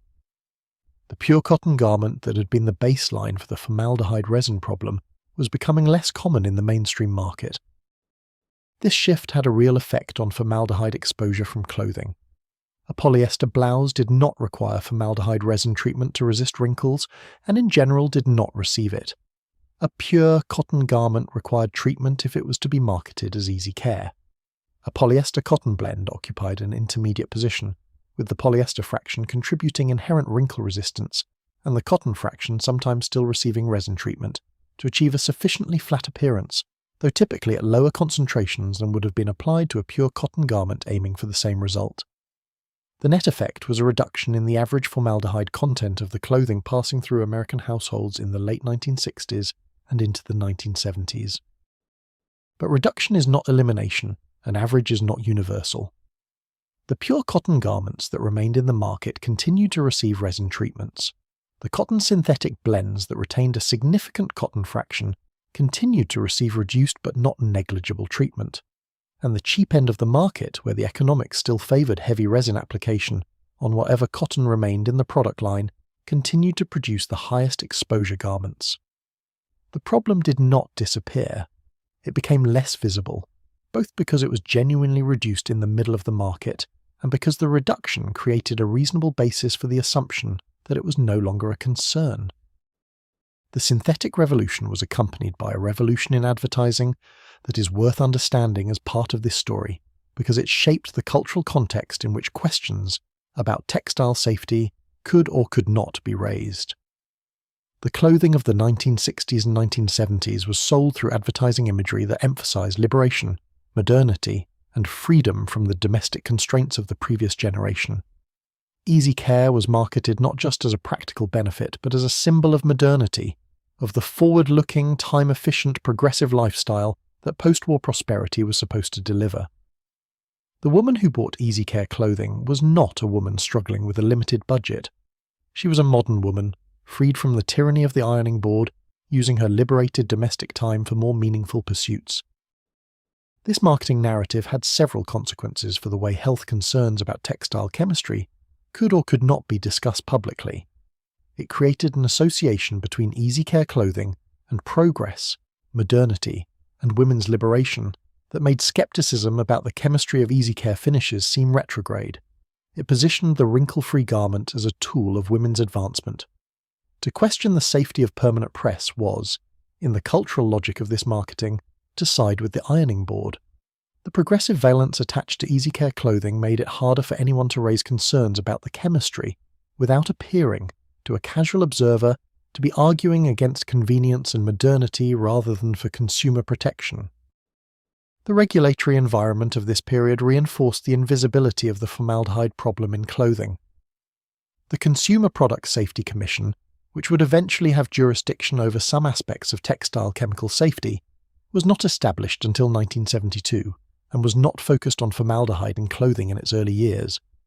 The Toxic Substances Control Act, which created the framework for federal evaluation of chemical safety in consumer products, was not enacted until 1976. The Federal Hazardous Substances Act, which had been in place since 1960, was primarily concerned with acute hazards, the kinds of chemical exposures that produced immediate, obviously attributable harm, rather than the chronic, low-level, difficult-to-attribute exposures that characterize formaldehyde, off-gassing from treated textiles. In the absence of regulatory requirement, the testing that was being done by industry for industry's purposes. The American Association of Textile Chemists and Colorists, the professional organization of textile chemists, maintained testing standards and published technical information about resin chemistry and finishing treatments. This information was available within the industry and in the technical literature accessible to researchers with the background to use it. The information was not available on labels, it was not communicated to consumers, it was not reviewed by a regulatory body with authority to set limits and require disclosure.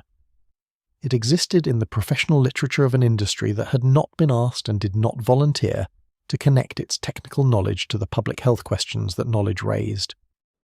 The dermatological literature was, quietly and without fanfare, accumulating case reports of what came to be called formaldehyde contact dermatitis through the 1950s and into the 1960s and 1970s. Individual physicians were publishing observations of patients with skin reactions attributable to formaldehyde in clothing. These publications were appearing in the professional journals of dermatology and occupational medicine, where they could be found by specialists looking for them, but where they were not generating the kind of public attention that would produce regulatory response. The case reports were real. The connection between treated textiles and skin reactions was documented. The documentation existed in the professional literature throughout the period when the problem was being treated as resolved or non-existent. The populations that continued to experience the problem were not generating the social visibility that would have made it difficult to ignore. Working-class women with skin rashes from cheap garments did not have access to the academic dermatologists who were documenting the condition in medical journals. The dermatologists documenting the condition in medical journals were seeing cases from a different economic stratum. The clinical knowledge that existed was not connecting, in the absence of any institutional mechanism for such connection, with the people who were experiencing the problem in the largest numbers. The labour union movement represented one potential channel through which the health effects of textile chemical exposure might have been raised as a public issue. The garment workers' unions, particularly the International Ladies Garment Workers Union and the Amalgamated Clothing Workers of America, were significant institutional forces in the textile industry during this period and had genuine concern for the health of their members.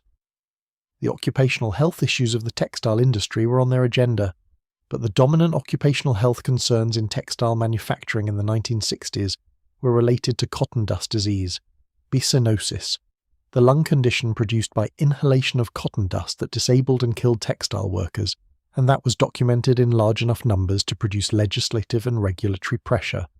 Bisonosis occupied the center of the textile labor movement's health agenda. Formaldehyde exposure from finishing treatments was a secondary concern, real but not commanding the same organizational attention.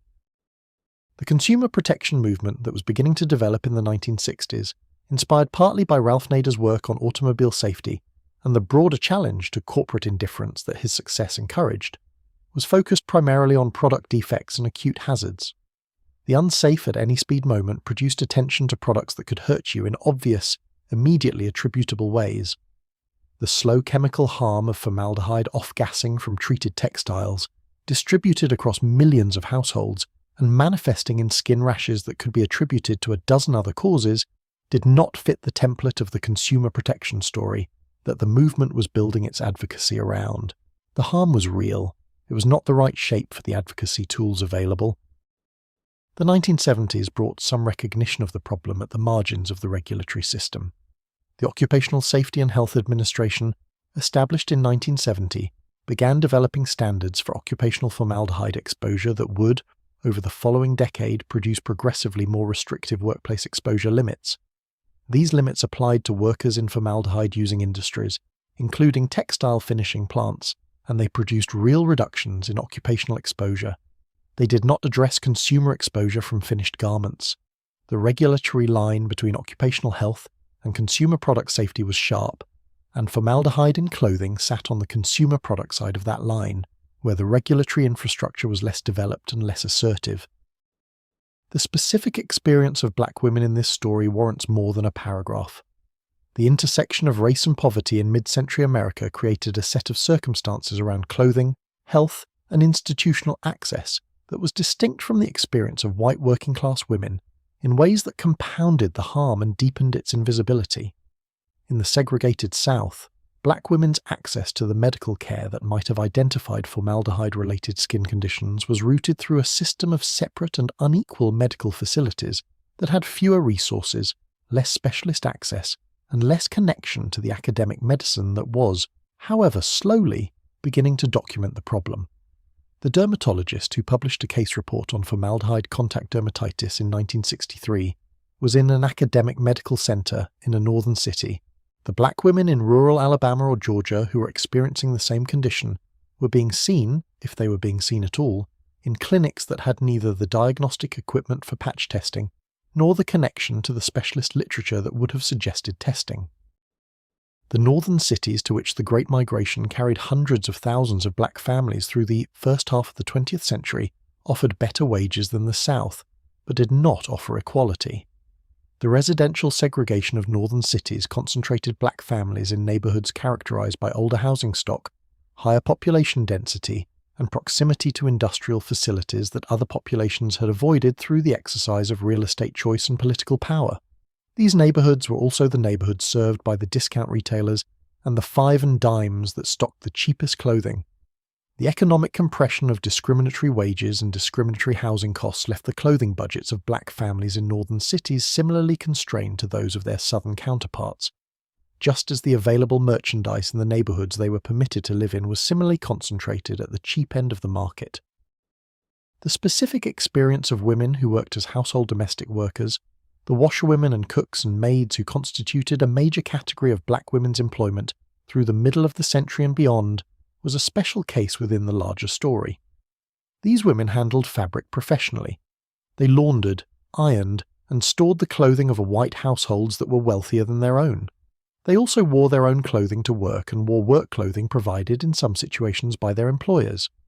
Their exposure to formaldehyde from treated textiles was potentially higher than average, accumulating from multiple sources rather than just their own household purchases. They breathed the air of rooms where they were ironing, where the heat of the iron could briefly volatilize additional formaldehyde from the fabric surface. They handled wet garments during laundering, a process that could release dissolved formaldehyde to the skin, and they returned home to their own households and their own easy care garments, carrying the chemical exposure of their professional hours into their domestic hours without any boundary between them. The agricultural workers of the South, particularly the women who picked cotton in the same fields that produced the raw material for the fabrics that were being treated with formaldehyde resins in finishing plants a few states away, occupied still another position in the supply chain of this harm. Their connection to the textile industry was physical and economic and deeply asymmetric. They performed the most physically demanding labour at the beginning of the production chain and received the highest concentration, worst quality product at the end of it. The cotton they picked became the fabric that was treated with chemistry they were not told about and sold back to them at the price they could afford, which was the price that reflected the most aggressive treatment. The distance between field and finish obscured this circuit, but the circuit existed. The specific experiences of these women, varied in geography and circumstance but unified by the common thread of economic constraint and social marginalization, constitute the human content of a story that regulatory history tends to tell in the abstract language of standards and limits and enforcement mechanisms, the standards that were not set in the 1950s and the enforcement that was not applied in the 1960s, and the mandatory limits that still do not exist in federal law or abstractions. The woman picking a rash on the neckline of her dress and not knowing why, the child whose mother brought her to the free clinic with skin irritation that the doctor attributed to something vague and general, the garment worker in the finishing plant whose respiratory symptoms were attributed to individual sensitivity rather than occupational exposure. These are the human content of the abstraction. The abstraction is the political and economic system's way of discussing harm at a distance from the people experiencing it. This story does not permit that distance.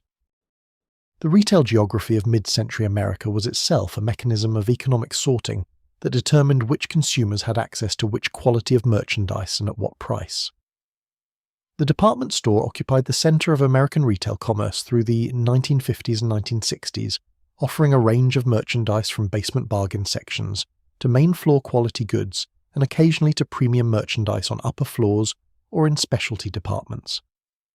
The department store's structure embodied the class structure of the society it served, spatially organizing the market into price tiers that were also, in the culture of the era, markers of social position.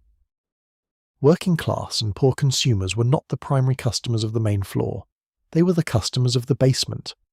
The bargain basement of the American department store in the 1950s was a specific retail environment with its own character, distinguishable from the floors above by lower ceilings, fluorescent lighting, and a density of merchandise that reflected the efficiency with which maximum volume had to be moved through minimum square footage. The basement sold goods that the main floor had discontinued, seasonal merchandise cleared at the end of its selling period, and the budget garments that had been purchased specifically for the basement customer who would not be buying on the main floor. The Easy Care garments were there in quantity, because the basement customer was exactly the customer for whom the Easy Care promise was most practically compelling, and for whom the cheap price was a practical necessity. The 5 and dime stores, Woolworths and Kresge's, and the regional equivalents that served the smaller towns and the neighbourhoods without department stores, sold directly to the mass market and concentrated particularly on the customers who could not easily reach the larger stores. In working-class neighbourhoods, in small towns, in the communities that the suburban shopping centre had not yet reached, the 5 and dime was where the family shopped for household goods and where the Easy Care dress was purchased off a wooden hanger in a rack of similar items at $2.49. The 5 and dime buyer who purchased inventory for these stores was optimizing for price and volume, selecting the merchandise that offered the best margin at the lowest retail price, which meant selecting the most heavily treated garments from the most cost-efficient manufacturers, which meant selecting the products with the highest formaldehyde content. The Sears Roebuck catalogue was an institution in rural and small-town America that served the same function as the 5 and dime in more densely settled areas, but at a remove of several days' shipping time. The catalogue's clothing section in the 1950s and 1960s prominently featured Easy Care descriptions on cotton garments, presenting the wash and wear and permanent press properties as selling points alongside price. For the farm family or the rural working-class family ordering from the catalogue, the Easy Care garment had particular practical appeal because their laundry conditions were often less convenient than those of urban households with reliable hot water and adequate indoor drying space. An Easy Care garment that reduced the ironing burden was not a luxury for these families. It was a rational response to the specific constraints of their domestic circumstances. The geography of retail access was also a geography of quality of information. The woman shopping on the main floor of a department store, who had access to a salesperson with some product knowledge, who was buying garments from manufacturers who had reputations to protect and who therefore sometimes provided more information about their products, was in a different information environment than the woman buying off the rack at the five and dime or from the catalogue. The catalogue customer's primary source of product information was the catalogue copy, which was written by the retailer's marketing department and which described the garment in terms calculated to produce a purchase, not in terms calculated to produce an informed evaluation of its chemical properties. The five and dime's hang tag, if the garment had one beyond the price sticker, said wash and wear. That was the information available. It was the information the manufacturer wanted her to have. The women who were in the best position to notice a connection between their garments and their skin reactions were also, paradoxically, in the best position to do something about it, which meant they were the women who were least likely to be deeply affected by the problem. A woman with a clothing budget large enough to permit alternatives could, when she noticed a reaction to a garment, simply stop buying that type of garment and substitute a more expensive alternative that happened to contain less formaldehyde resin. She did not have to understand the chemistry to act on the information. She just had to have the economic flexibility to make a different choice. The woman without that flexibility had to continue wearing the garment that was causing her reactions because she could not afford to replace it. Her only protective option was to pre-wash it obsessively, which degraded its anti-wrinkle performance, which was the thing she'd bought it for, which created a practical dilemma that she was navigating entirely on her own, without guidance from any institution that was supposed to be protecting her. The history of children's clothing in the easy care era deserves a chapter of its own because children's clothing was in many respects the centre of gravity of the entire formaldehyde problem as it affected American households. The market logic that drove formaldehyde resin application was particularly powerful in the children's clothing category, for reasons that compounded the chemical logic in ways that made the problem there more severe than anywhere else in the clothing market. Children's clothing gets dirty quickly and gets washed frequently. A child's garment may be washed 3 or 4 times a week during active outdoor seasons, far more often than an adult's equivalent. The Easy Care promise therefore offered more value per garment in the children's category than in any adult category, because the time saved per washing was multiplied by the higher washing frequency. Manufacturers and retailers understood this, and the Easy Care finish was applied to children's garments particularly aggressively, precisely because the market for those garments had the greatest practical demand for what the finish delivered. The children who wore these garments most intensively were the children in households where the washing frequency was highest, which in the logic of this story meant the households with the least domestic help, the smallest laundry infrastructure, and the children who were most active outdoors in ways that produced the dirt that drove the washing. These were working-class children, the children of women who were washing by hand or by wringer machine, who did not have dryers in many cases, and who were managing the clothing of several children on tight budgets, with no room for garments that could not be worn and washed continuously without ironing. The children in these households wore the most heavily treated garments most continuously in the conditions that maximized formaldehyde release, and their skin was the most sensitive to the release, and the medical care available to their families was the least likely to identify the source of the skin conditions that resulted. The pediatric dermatology literature of the 1960s and 1970s contains scattered case reports of children with persistent eczematous conditions that proved to be formaldehyde contact dermatitis from clothing, diagnosed only when the physician happened to be knowledgeable about textile chemistry, or happened to patch test for formaldehyde in the investigation of a puzzling case. These case reports are the clinical debris of a much larger problem, the visible fraction of an iceberg whose submerged mass was the children in working-class households whose symptoms were being managed symptomatically without identification of the source, or who were not being seen by physicians at all because the family's medical access did not extend to dermatological consultation for skin rashes. The specific physiology of children that makes them more vulnerable to formaldehyde exposure from clothing than adults is not complicated to understand. A child's skin has a higher ratio of surface area to body mass than an adult's, which means that for any given concentration of a substance on the skin surface, a child absorbs a higher dose per kilogram of body weight. A child's skin barrier function, the ability of the skin to resist penetration by environmental substances, is less developed in early childhood than in adults, making the skin more permeable. A child spends more hours in contact with clothing relative to total waking hours than an adult does, both because children are dressed for longer portions of the day, including naps, and because children's active play creates the sustained movement and perspiration that maximize skin-fabric contact and formaldehyde release from the fabric. These physiological factors do not require a toxicologist to understand, though toxicologists have quantified them in the research literature. They are the kind of biological common sense that a parent can grasp intuitively. If given the relevant information, children are more chemically vulnerable than adults, they spend more time in their clothing, and their skin is less protective. A parent who understood these factors and who was told that cheap children's garments were releasing a chemical known to cause skin reactions at concentrations higher in those garments than in more expensive alternatives would have made different purchasing decisions. The information that would have enabled different decisions was available. It was not communicated. The harm continued.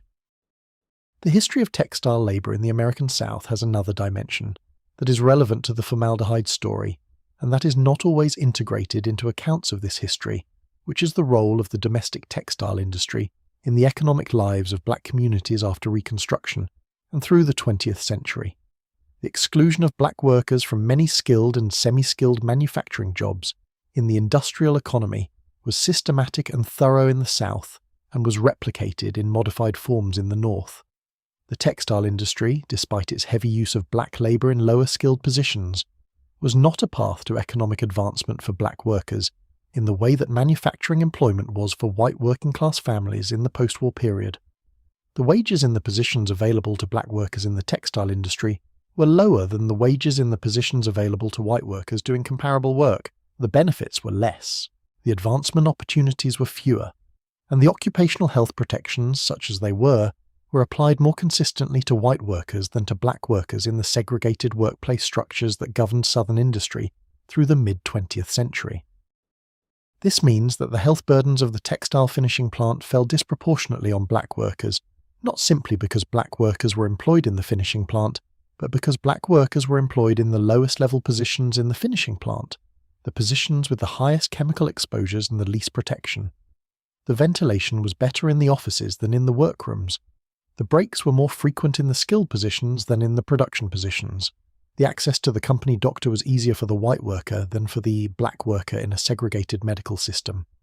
The compound of occupational exposure and inadequate medical access and economic constraint and residential proximity to industrial facilities produced, in the communities of black textile workers, a health burden that was several layers deeper than the burden experienced by white workers in comparable positions. And those workers brought their occupational exposures home to families who were also wearing the products of the same chemical process in the cheapest available consumer versions. There is a specific kind of knowledge that accumulates in households rather than laboratories. It travels through conversation between neighbours, through the casual exchange of domestic intelligence that women in working-class communities have always conducted across back fences and in laundromats and at the checkout line of the five and dime. It is not published. It does not receive grant funding. It does not produce case reports in peer-reviewed journals. But it is genuine knowledge, and in the period when formaldehyde-treated clothing was reaching its peak penetration in the American market, this kind of knowledge was being generated and transmitted in the communities where the problem was worst. Women noticed. They noticed because their bodies told them. The connection between a new garment and a new skin irritation is not a subtle one when you have worn the garment and developed a rash precisely where the neckline rested, when you have washed the garment and worn it again and the rash returned, when you have stopped wearing the garment and the rash faded. The experimental logic is basic and it does not require a laboratory. Wear this, get a rash. Stop wearing this, rash goes away. Wear it again, rash comes back. The conclusion is available to anyone willing to pay attention to the evidence their own body provides. Women in the communities most heavily affected by formaldehyde clothing passed this knowledge to each other. They learned which stores' garments tended to produce reactions and which did not. They developed rules of thumb about which fabrics and which price points were safer for sensitive skin. They washed new garments multiple times before wearing them close to the skin, diluting the free formaldehyde through repeated water exposure before placing the fabric against the body, a strategy that reduced exposure even though it degraded the anti-wrinkle performance that was the garment's selling point. They knew things, in the practical and experiential sense of knowing, that the regulatory and medical establishment would not officially acknowledge for decades. This community knowledge was not, of course, organised or aggregated or made legible to the institutions that might have acted on it. It was distributed in households and conversations and the informal networks of female domestic experience that have never had a formal channel to the agencies of government or the publications of professional medicine. The women who had figured out that cheap wash-and-wear dresses were making them break out had no mechanism for reporting this discovery to the Consumer Product Safety Commission, which in any case did not exist until 1972 and was not in its early years focused on textiles. They had no direct channel to the dermatologists who were occasionally publishing case reports on formaldehyde contact dermatitis. Their knowledge was real and practical and accurate and completely isolated from the institutional systems that might have amplified it into public health action. The first systematic medical attention to formaldehyde in clothing as a public health concern, rather than as an occasional clinical curiosity, began to develop in the 1970s through the work of a small number of occupational and environmental medicine physicians and dermatologists who were specifically interested in chemical sensitivities and their sources. These physicians were asking different questions than their colleagues. Rather than simply treating the presenting skin condition and sending the patient home, they were investigating the patient's environment, asking about soaps and detergents and clothing and cleaning products, performing patch testing to identify specific chemical allergens and tracking patterns across multiple patients that might point toward a common source. The patch testing for formaldehyde was a critical diagnostic tool. Applied to a patient's skin in controlled concentrations, formaldehyde produces a measurable reaction in sensitized individuals, a positive patch test result that constitutes clinical evidence of formaldehyde sensitivity. Collecting these positive results across many patients and then investigating what those patients had in common was the path to identifying clothing as a significant source of exposure. This investigative work was quiet and professional, and largely invisible to anyone outside the small field of contact dermatology and occupational medicine. Publications appeared in the Journal of the American Academy of Dermatology, in Contact Dermatitis, in the Archives of Environmental Health. The titles were technical and the distribution was limited to specialists, but the evidence was accumulating. By the late 1970s, there was a body of published medical literature documenting formaldehyde contact dermatitis from treated textiles, identifying the N-methylol compounds used in permanent press finishes as the relevant allergens, and establishing that reactions occurred at formaldehyde concentrations present in commercially available garments. The evidence existed. The institutional response was slow to follow. The regulatory agencies that might have acted on this evidence faced several structural challenges. The Consumer Product Safety Commission, which had jurisdiction over the safety of consumer products including clothing, was a relatively new agency operating with limited staff and budget against an enormous mandate. It had established a reputation for attention to physical hazards, the kinds of dangers associated with flammable children's sleepwear, sharp edges on toys, structural failures in furniture. The chemical hazards of clothing finishes required a different kind of investigation, a different technical expertise, and a different evidentiary framework than the physical hazards that the agency's early work had addressed.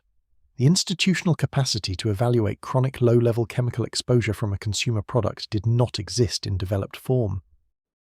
The timing was also complicated by another chemical crisis in children's sleepwear that occupied the Consumer Product Safety Commission's attention through the mid-1970s. The Flammable Fabrics Act had required that children's sleepwear meet flammability standards, and the chemical most widely used to achieve these standards was a compound called tris, or tris-2,3-dibromopropyl phosphate. In 1977, tris was found to be a potential carcinogen, and its use in children's sleepwear was banned. The tris episode drew significant attention to the question of what chemicals were being used on children's clothing and what health risks they might pose. It created a regulatory moment that might have expanded to address formaldehyde finishing treatments as a related category of concern. Instead, the tris episode was treated as a discrete problem requiring a discrete solution, and the broader question of formaldehyde in clothing finishes was not elevated to the agenda it might have occupied. The chemical industry's response to the accumulating medical evidence about formaldehyde health effects included both substantive scientific engagement and strategic management of the regulatory implications of that science. Formaldehyde was not only a textile finishing chemical, it was a foundational compound in dozens of industrial processes and consumer products, from the resins used in pressed wood furniture and building materials to the preservatives used in cosmetics and personal care products. The industries using formaldehyde had collective economic interests in preventing the regulatory classification of formaldehyde as a hazardous substance requiring significant exposure limits and disclosure requirements. The Formaldehyde Institute, an industry trade organization, was active through the late 1970s and 1980s in commissioning research, engaging with regulatory proceedings, and managing the public and regulatory conversation about formaldehyde's health effects. This is not to say that the science was being fabricated. The relationship between formaldehyde exposure and health effects, particularly the question of whether formaldehyde causes cancer as well as contact sensitization, was genuinely scientifically complex and genuinely uncertain in ways that legitimate research was exploring. The strategic element was not the invention of false science.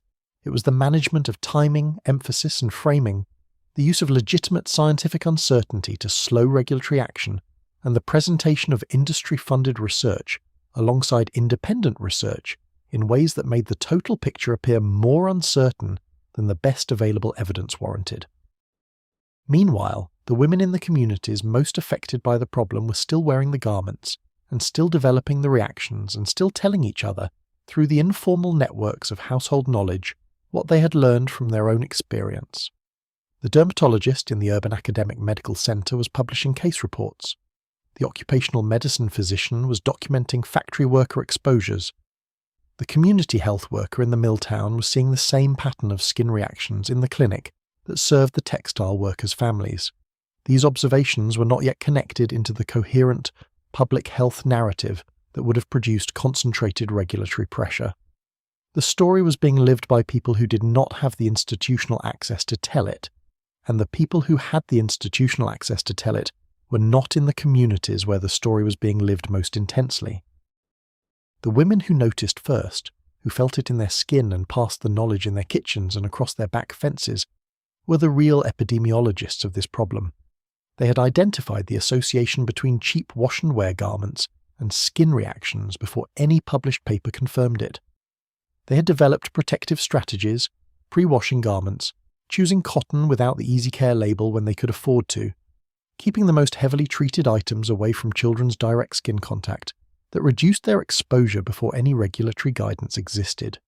They were practicing a form of consumer environmental health science from necessity, doing with their own bodies and their own observations what the institutional science took decades to produce and the regulatory system took longer still to act on. Their knowledge did not count, not in the rooms where decisions were made, not in the regulatory proceedings where standards were being set, not in the published literature that would eventually form the scientific basis for action. The knowledge that mattered, in the institutional sense of mattering, was the knowledge that could be measured and published and replicated in controlled conditions and submitted as evidence to a regulatory body.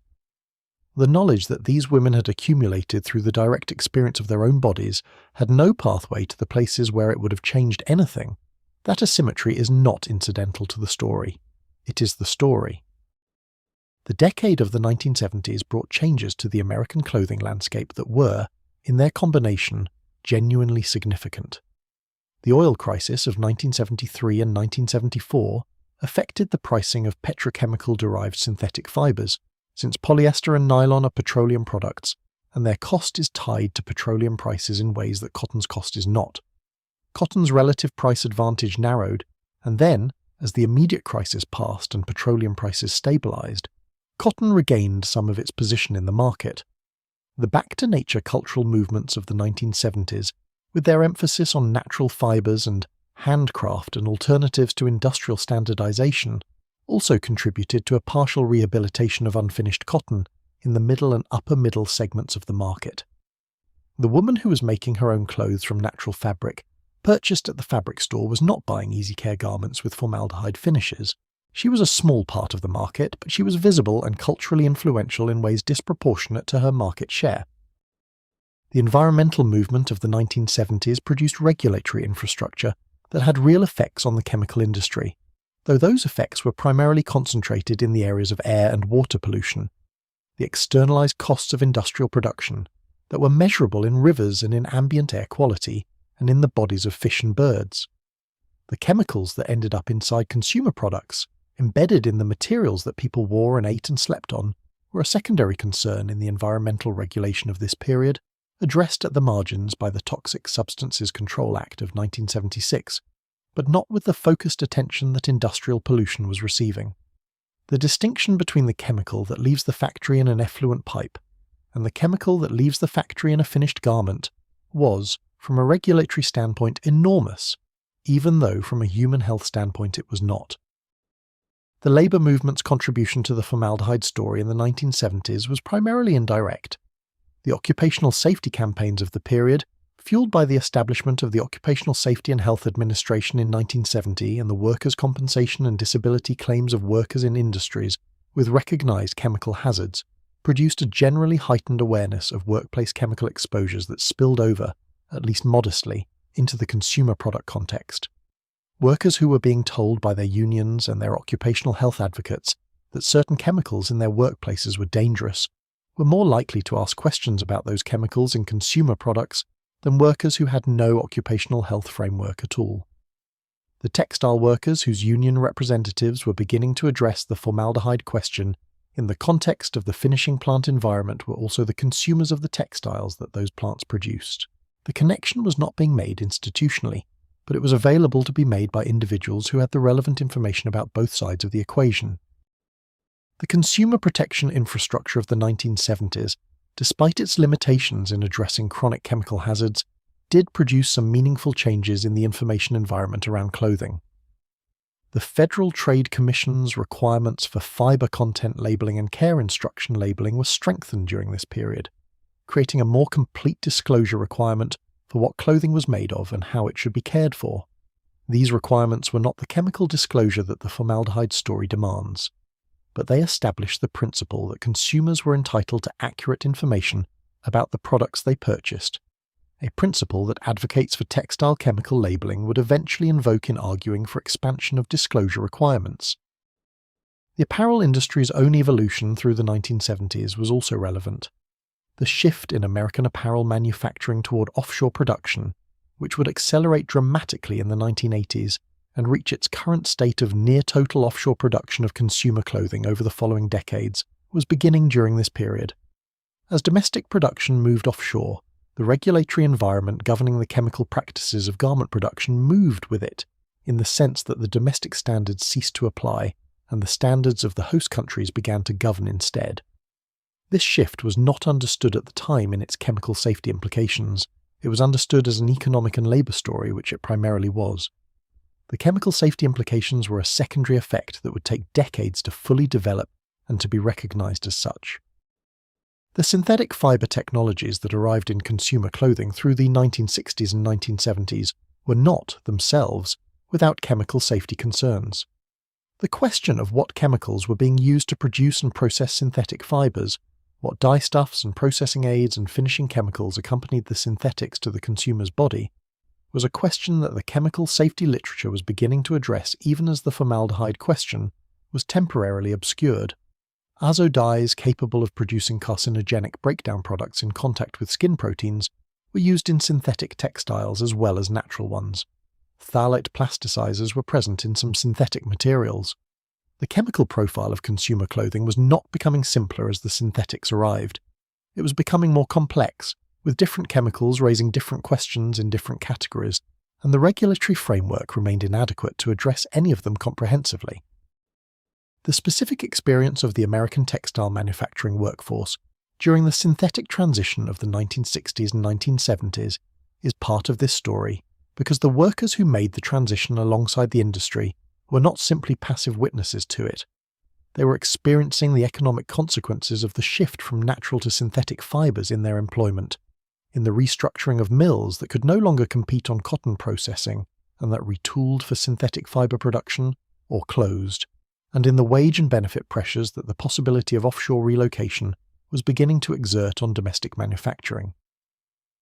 The labour history of this period is primarily an economic history, about jobs and wages and union contracts and the particular cruelties of deindustrialization, but the occupational health history runs parallel to it, and the workers who are breathing the air in the synthetic fibre production facilities and in the finishing plants where resin treatments were applied to both natural and synthetic fabrics were experiencing a version of the chemical exposure story that is directly connected to the consumer story.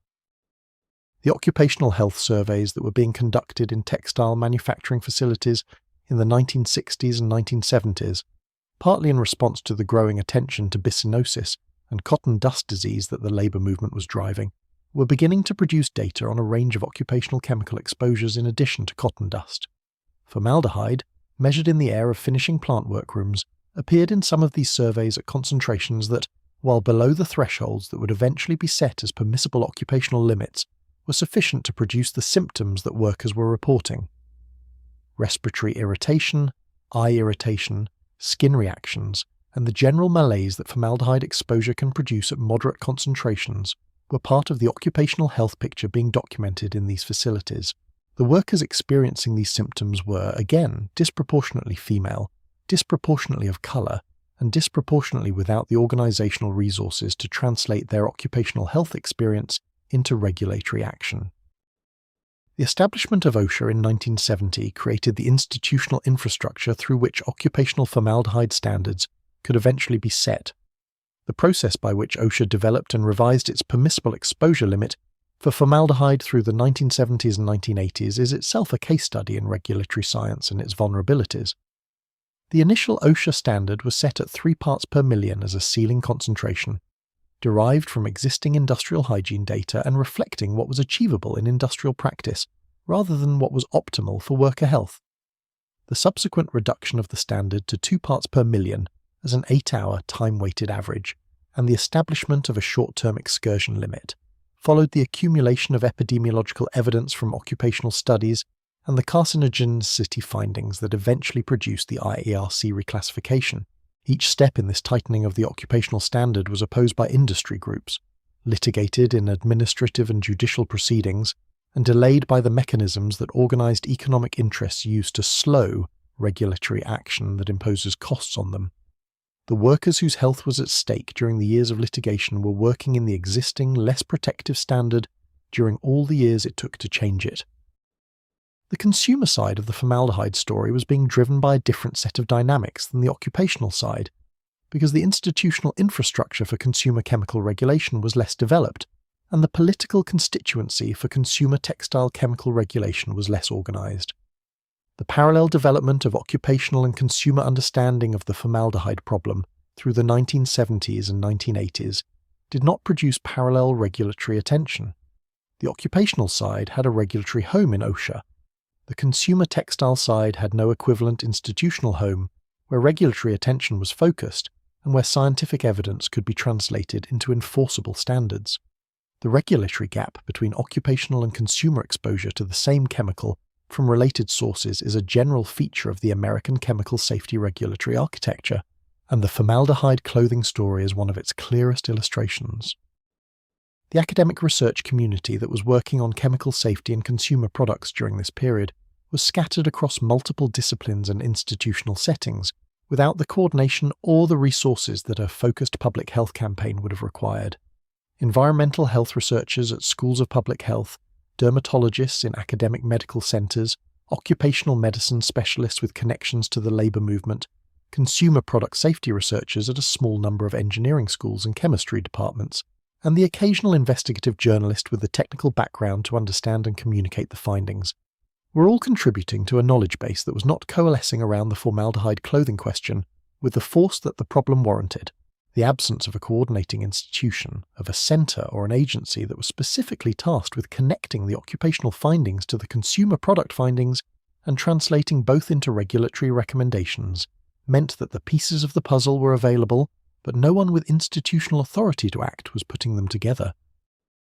The fashion editorial culture of the 1960s and 1970s played a quiet but significant role in normalising the synthetic and the treated as the modern and the desirable in ways that affected how health questions about these materials could be heard. The fashion magazines that formed the primary aspirational reference point for American women's clothing choices throughout this period were enthusiastic about synthetics and about easy care properties in a way that was partly genuine aesthetic enthusiasm and partly the product of the advertising relationships between the magazines and the synthetic fibre manufacturers who purchased space in them.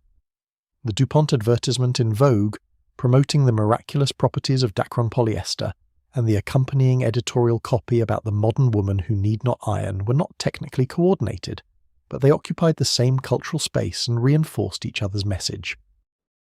The woman who read the magazine and internalized the message that modern, sophisticated women wore easy care fabrics was less likely to question the chemistry of those fabrics than the woman who had no such cultural framework. The cultural work that advertising and fashion editorial did during this period was to construct the easy care garment as a symbol of modernity and liberation, in ways that made skepticism about it feel retrograde rather than rational. This is not a conspiracy theory. It is a description of how commercial culture constructs consumer preferences and tolerances, a process that has been documented and analysed extensively by historians of advertising and consumer culture. The women who wore the garments were not dupes. They were people making choices within a cultural framework that had been carefully and deliberately constructed by parties with financial interests in those choices. The counterculture of the late 1960s and the natural fibre movement of the 1970s represented a partial challenge to this framework, but one that was geographically and demographically limited in its initial reach. The woman in Berkeley who was buying unbleached muslin at the fabric store and sewing her own clothing without synthetic fibre or chemical treatment was making a choice that was available to her because her economic position, her educational background, and her cultural location gave her both the resources and the reference points to make it. The woman in rural Mississippi or the industrial neighborhood of Cleveland was not operating in the same cultural or economic space. The natural fiber movement that eventually influenced the organic clothing market was, in its early decades, a movement of economic and cultural privilege, available to those who could afford it and inaccessible to those who could not. The irony embedded in this history is that the cultural movements that eventually created the market infrastructure for chemical safety-focused clothing, the organic cotton certification systems, and the third-party chemical testing programs that provide alternatives to heavily treated cheap garments were built primarily by and for people who had always been at lower risk from the problem. The women who most needed protection from formaldehyde in cheap clothing were not the primary beneficiaries of the voluntary market alternatives that developed through the 1980s and 1990s. Those alternatives were premium products serving premium market segments. The women at the bottom of the market, for whom no premium alternative was economically accessible, continued to bear the cost of a problem that the voluntary market was solving for people who had never been its primary victims. This is the fundamental limitation of market-based solutions to environmental health problems that are structured along class and racial lines. When the solution is a premium product available at premium price, the solution is not accessible to the people most harmed. The market has solved the problem for the people with resources to pay for the solution, and those people are typically not the people who needed the solution most urgently. The people who needed it most are still waiting. They will wait until a regulatory solution arrives that applies not just to the premium end of the market, but to the full range of products available at every price point. That solution has been available for decades. It has not yet arrived.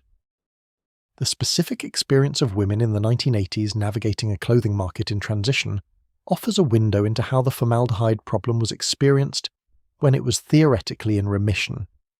The 1980s American consumer wardrobe was heavily synthetic, dominated by the polyester blends and pure synthetics that had been marketed through the 1970s as the modern alternative to the labour-intensive natural fibre.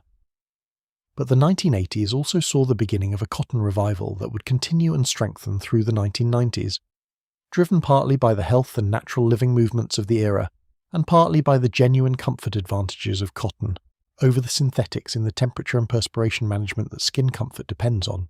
The polyester leisure suit was becoming a cultural symbol of the 1970s, rather than a forward-looking wardrobe staple, and the cotton shirt and the denim jean and the natural fibre garment were being rehabilitated as both comfortable and fashionable in ways they had not been during the height of the synthetic revolution. The cotton revival of the 1980s reintroduced the conditions for formaldehyde exposure from wrinkle-resistant finishing, because the returning cotton garments faced the same resistance to wrinkles that easy care cotton had always faced, and the same pressure from consumers who did not want to iron. The no-iron cotton shirt of the 1980s was treated with formaldehyde-based resins, using the same chemistry that had been used in the 1960s, with some improvement in formulation quality, but without the fundamental change that would have eliminated formaldehyde from the chemistry. The cotton revival was, from the perspective of formaldehyde exposure, something of a reversal of the partial improvement that the synthetic transition had produced. The price competition in the clothing market that intensified through the 1980s with the beginning of the offshore production shift added pressure toward the less expensive finishing chemistries. American retailers were beginning to source garments from overseas manufacturers, initially from East Asian producers in Taiwan, South Korea, and Hong Kong, and gradually from lower-cost producers as the Asian economic development trajectory raised wages in the initial offshore production centers. The competitive pressure on manufacturing cost that offshore sourcing created was transmitted through the supply chain in ways that disadvantaged more expensive finishing chemistries. A domestic manufacturer who might have been able to absorb the modest cost premium of a better formulated resin was competing with an offshore manufacturer who had optimized every element of cost. The leveling pressure of global price competition in the clothing market was not a force that favored chemical safety investment. The decade of the 1990s, when the fast fashion model was being developed and tested and its dominance of the low to mid price point clothing market was being established, was also the decade when the internet was beginning to create the information infrastructure that would eventually make consumer chemical safety information more widely accessible. The early environmental and consumer health websites of the 1990s were rudimentary by later standards, but they created the possibility of a channel between specialist knowledge about textile chemistry and consumer behavior that had never existed before. A consumer who knew to search for information about formaldehyde in clothing in 1997 could find something, some fact sheet from an environmental organization or a dermatology practice that would have been unavailable to her predecessor in 1967. The channel was thin and the information was hard to find, but it existed, and its existence was the beginning of the information environment that the subsequent decade would make much more robust. The story of formaldehyde in clothing might have ended in a slow, incomplete resolution through the 1980s and 1990s as occupational exposure standards tightened, as polyester and polyester blend garments continued to displace pure cotton at the bottom of the market, as the consumer protection conversation broadened to include chemical hazards alongside physical ones, and as the accumulated pressure of medical literature, consumer advocacy, and scattered regulatory attention produced a gradual improvement in the average formaldehyde content of clothing sold in the American market. It might have ended that way. It did not end that way, because in the 1990s and into the first decade of the 21st century, a transformation in the global clothing industry created the conditions for a significant reintroduction of the problem at a scale and speed that the earlier history could not have predicted. The transformation is called fast fashion, and its mechanics are by now well understood, though the details continue to matter for the specific history of formaldehyde. The fast fashion business model, pioneered and perfected by a small number of very large retail chains based primarily in Europe and North America, is built on the compression of the fashion production cycle to the point where new designs move from concept to store shelf in weeks, rather than the months that conventional clothing production required. This compression requires an extremely responsive and extremely low-cost manufacturing base, and it found that based in the textile and garment manufacturing industries of Southeast Asia, South Asia, and eventually Bangladesh, Vietnam, Cambodia, and other lower-wage production environments that could offer the combination of speed, scale, and cost that the fast fashion model demanded. The movement of garment manufacturing to these lower-cost environments had consequences for the chemical management of clothing production that were predictable in retrospect and largely unpredicted in practice. The formaldehyde standards that had been slowly developing in the United States and in the European Union through the 1980s and 1990s applied to manufacturing processes conducted in those jurisdictions. They did not apply to manufacturing processes conducted in Bangladesh or Vietnam or Cambodia, unless those countries chose to adopt equivalent standards, which they were under no obligation to do, and which the competitive economics of attracting low-cost manufacturing actively discouraged them from doing. The garments produced in these lower-cost environments were manufactured under the regulatory frameworks of their host countries, which in many cases did not include meaningful limits on formaldehyde content in finished textiles. The garments then entered the United States and European Union through import channels that, in the absence of mandatory testing requirements for imported textiles, did not subject them to the formaldehyde standards that domestic production would have been required to meet. An American manufacturer producing a cotton blouse in a domestic facility was operating under whatever state and federal standards applied to its production processes. An American retailer importing the same blouse from a manufacturing facility in Bangladesh was under no comparable requirement to demonstrate that the garment met any formaldehyde standard. The regulatory arbitrage was not subtle. It was built into the structure of the trade system, and the fast fashion industry was built partly on its exploitation. The chemistry of fast fashion's relationship to formaldehyde was further complicated by the garment treatment pipeline. The cheap cotton garments at the bottom of the fast fashion market were the same category of garment that had been receiving the heaviest formaldehyde resin treatment since the 1950s, for the same economic reasons that had always applied. Heavy resin treatment produces a visually impressive anti-wrinkle result at minimal production cost. The cheap garment that arrives looking pressed and smooth in the store is more likely to sell than the cheap garment that arrives looking like it has been in a shipping container, which it has. The resin treatment disguises the effects of manufacturing and transport, and gives the garment a quality appearance that its price point does not otherwise support. It remains a cheap tool for producing an expensive-looking result, and it is still a cheap tool because the external costs of the chemistry have still not been internalized in the production cost.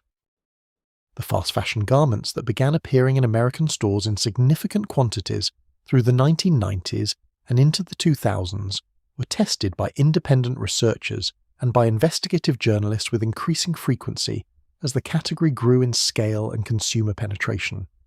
The results were not reassuring. Garments tested by researchers at universities, by consumer organizations, and by journalists conducting investigations for publications and television programs showed formaldehyde concentrations that were, in many cases, comparable to or exceeding the concentrations that had been producing consumer reactions in the 1950s and 1960s. The problem had not been solved. It had been offshored. It had been moved from domestic production, where decades of slow regulatory pressure had produced some improvement, to offshore production, where the regulatory pressure had not yet arrived, and the consumer at the American or European discount store had no way to know the difference, because the label on the garment told her where it had been made, and what it was made of, but not what chemicals had been applied to it. Children's clothing was again among the most heavily affected categories. The cheap children's garments at the heart of the fast fashion children's market were, in many cases, arriving in stores with formaldehyde concentrations that exceeded the limits set by countries that had limits, including the European Union, Japan, and New Zealand. The United States, which had no mandatory formaldehyde limits for consumer textiles at the federal level, was receiving these garments without the regulatory bar that would have required reformulation. The health effects being produced were the same as those documented in the 1950s. Contact dermatitis, skin irritation, respiratory symptoms in highly sensitive individuals, and the particular misery of children developing rashes from their clothing, the source of which their parents had no way to identify, because nothing on the label pointed toward chemical treatment. The case reports that began appearing in the medical literature in the 2000s and 2010s from dermatologists treating formaldehyde contact dermatitis were, in their clinical details, almost indistinguishable from the case reports that had appeared in the 1950s and 1960s. The same pattern of rashes corresponding to garment necklines, the same positive patch tests for formaldehyde and N-methylol compounds, the same improvement upon removal of the suspect garment, the same recurrence when a similarly treated garment was substituted, the same problem, new clothes. The investigative journalism that began examining fast fashion's chemical footprint through the 2000s and 2010s produced public attention that the earlier history had never generated. Greenpeace's detox campaign, launched in 2011, produced a series of reports on hazardous chemicals in fast fashion garments purchased from major global retailers. The reports identified formaldehyde alongside a range of other chemicals of concern, including phthalates, non-ilphenol ethoxylates, and azo dyes with potentially carcinogenic breakdown products. The Greenpeace reports were global in reach, covered by media in multiple countries, and directed explicitly at named retailers whose consumer relationship and brand reputation made them vulnerable to public pressure in ways that the anonymous chemical suppliers and contract manufacturers further back in the supply chain were not. The retailers' response to this pressure was instructive. Several major global fast fashion retailers announced chemical management programs and commitments to reduce or eliminate formaldehyde and other chemicals of concern from their supply chains. The announcements were generally framed as voluntary commitments to industry-leading standards, which is the language corporations use when they are agreeing to do something they are not required by law to do, and when they want credit for doing it. The implementation of these commitments was uneven and difficult to verify, because the supply chains involved were long and complex and extended into manufacturing environments where independent verification was challenging. A retailer can adopt a policy. Whether the manufacturer's subcontractors and fabric suppliers in the fourth tier of the supply chain are adhering to that policy is a different and much harder question. The communities most affected by fast fashion's chemical legacy were, predictably, the same communities that had been most affected by the formaldehyde clothing problem from its beginning. The cheapest garments were still reaching the consumers with the most constrained budgets. The consumers with the most constrained budgets were still disproportionately poor, disproportionately of colour, disproportionately without the economic flexibility to substitute more expensive alternatives. The specific geography of fast fashion's growth had added a new layer of affected communities. The manufacturing workers in Bangladesh and Cambodia and Vietnam, predominantly women, working in conditions that the occupational health literature was beginning to document in terms that echoed the earlier documentation of American textile finishing plant workers. The problem had moved along the global supply chain, but it had retained its fundamental character, which was its tendency to fall most heavily on the people with the least power to resist it. The specific medical research that was developing the clinical picture of formaldehyde contact dermatitis from textiles through the 1970s and 1980s deserves more attention than it typically receives in accounts of this period. The researchers who published this work were doing something genuinely difficult, establishing a causal connection between a ubiquitous consumer product category and a common skin condition in an environment where the multiple possible causes of that condition and the absence of any institutional incentive to investigate clothing as a source made the research both technically challenging and professionally unrewarding. The journals that published this work were specialty journals with small circulations. The researchers who contributed to it were not building their careers on high-visibility findings. They were doing the slow and unglamorous work of accumulating a case series, conducting patch testing protocols, analysing the chemical composition of suspect garments, and building the evidentiary record that eventually would constitute the scientific basis for advocacy and regulatory attention. Among the significant contributions to this literature was the work of researchers who established the specific chemical pathways by which N-methylol compounds in permanent press finishes produced formaldehyde in contact with biological material. The N-methylol bond, the chemical linkage between the nitrogen atom of the resin molecule and the formaldehyde unit, is a relatively unstable bond under physiological conditions. Body heat and the mild acidity of perspiration are sufficient to cleave this bond and release formaldehyde at the skin surface. The demonstration that this process was occurring at concentrations sufficient to produce allergic sensitization in previously unsensitized individuals, as well as to elicit reactions in already sensitized individuals, was a mechanistic contribution that moved the science from correlation to mechanism and made the causal claim substantially stronger.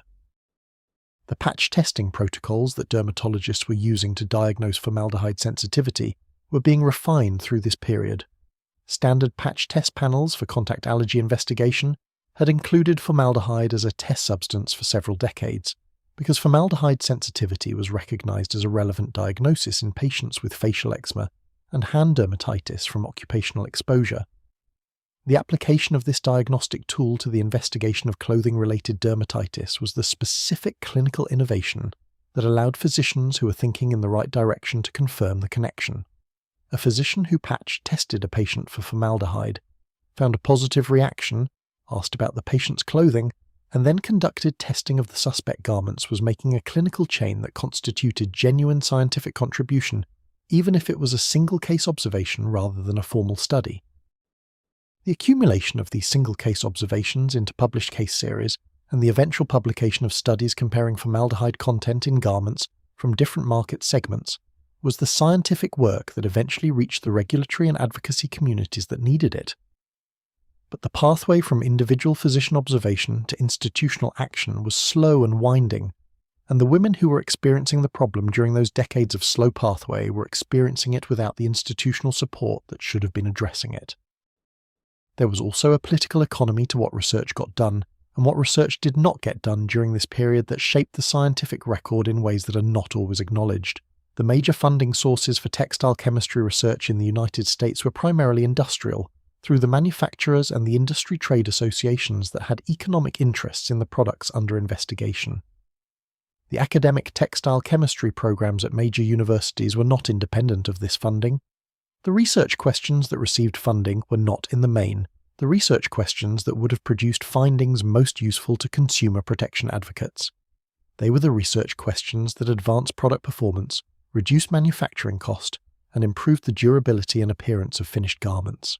The health-relevant questions were being asked at the margins by researchers with different funding bases, specifically the occupational medicine and environmental health researchers who were not primarily funded by the textile industry and who were not embedded in the professional culture of textile chemistry. The women whose experiences constituted the unwritten research base for this story, who knew things about which garments to avoid and how to pre-wash to reduce reactions and which store's merchandise was worst, were not being consulted by the researchers who were producing the formal scientific literature. There was no mechanism for that consultation. The knowledge held in households was not legible to academic science in the form required for inclusion in a refereed publication. It was not anecdotal in the pejorative sense of that word. It was experiential knowledge of the highest reliability, tested and retested in the most direct possible experimental conditions, the daily lives of real bodies in contact with real fabrics. But it was not organized, not documented, not aggregated, and not accessible to the institutions that would eventually need it. The specific role of the patient's own narrative in the diagnosis of contact dermatitis from clothing is worth dwelling on because it illustrates, in a clinical context, the broader dynamic of whose knowledge counts when it is presented to an institution. When a patient presented to a physician in the 1960s or 1970s with skin irritation that she believed was related to a specific garment, her hypothesis about the cause was not simply a patient's speculation. It was an empirically derived inference based on systematic observation of the relationship between wearing the garment and developing the reaction, stopping wearing the garment and having the reaction resolve, wearing the garment again and having the reaction return. This is the basic logic of controlled experimentation, conducted in the natural laboratory of everyday life, rather than in a formal research setting, but no less valid for that. Whether this patient hypothesis was taken seriously depended on a great many factors that had nothing to do with its empirical validity. It depended on whether the physician had any framework for thinking about clothing as a source of chemical exposure. It depended on whether the physician had time in a clinical encounter constrained by the realities of healthcare delivery to working-class populations to take a detailed exposure history rather than simply treating the presenting symptoms. It depended on whether the patient's manner of presentation, her vocabulary, her dress, her social position, produced in the physician the kind of engaged clinical attention that a more socially proximate patient might have commanded. And it depended on whether the physician had access to the patch testing capability that would have allowed her hypothesis to be tested against controlled clinical evidence. The intersection of class, race, and gender in the clinical encounter is a well-documented phenomenon in medical sociology and in the history of medicine. Patients from marginalized populations receive less thorough clinical evaluations on average than patients from more privileged populations. Their symptoms are more likely to be attributed to psychological causes or to the general stresses of their circumstances. Their hypotheses about the causes of their own conditions are less likely to be taken seriously. The woman who came to a community clinic in a working-class neighborhood in 1965 with a rash and a theory about her dress was navigating a clinical environment that was, on average, less well-equipped to evaluate her theory and less culturally inclined to take it seriously than the clinical environment available to a more privileged patient with the same theory and the same rash. This is not an accusation against individual physicians.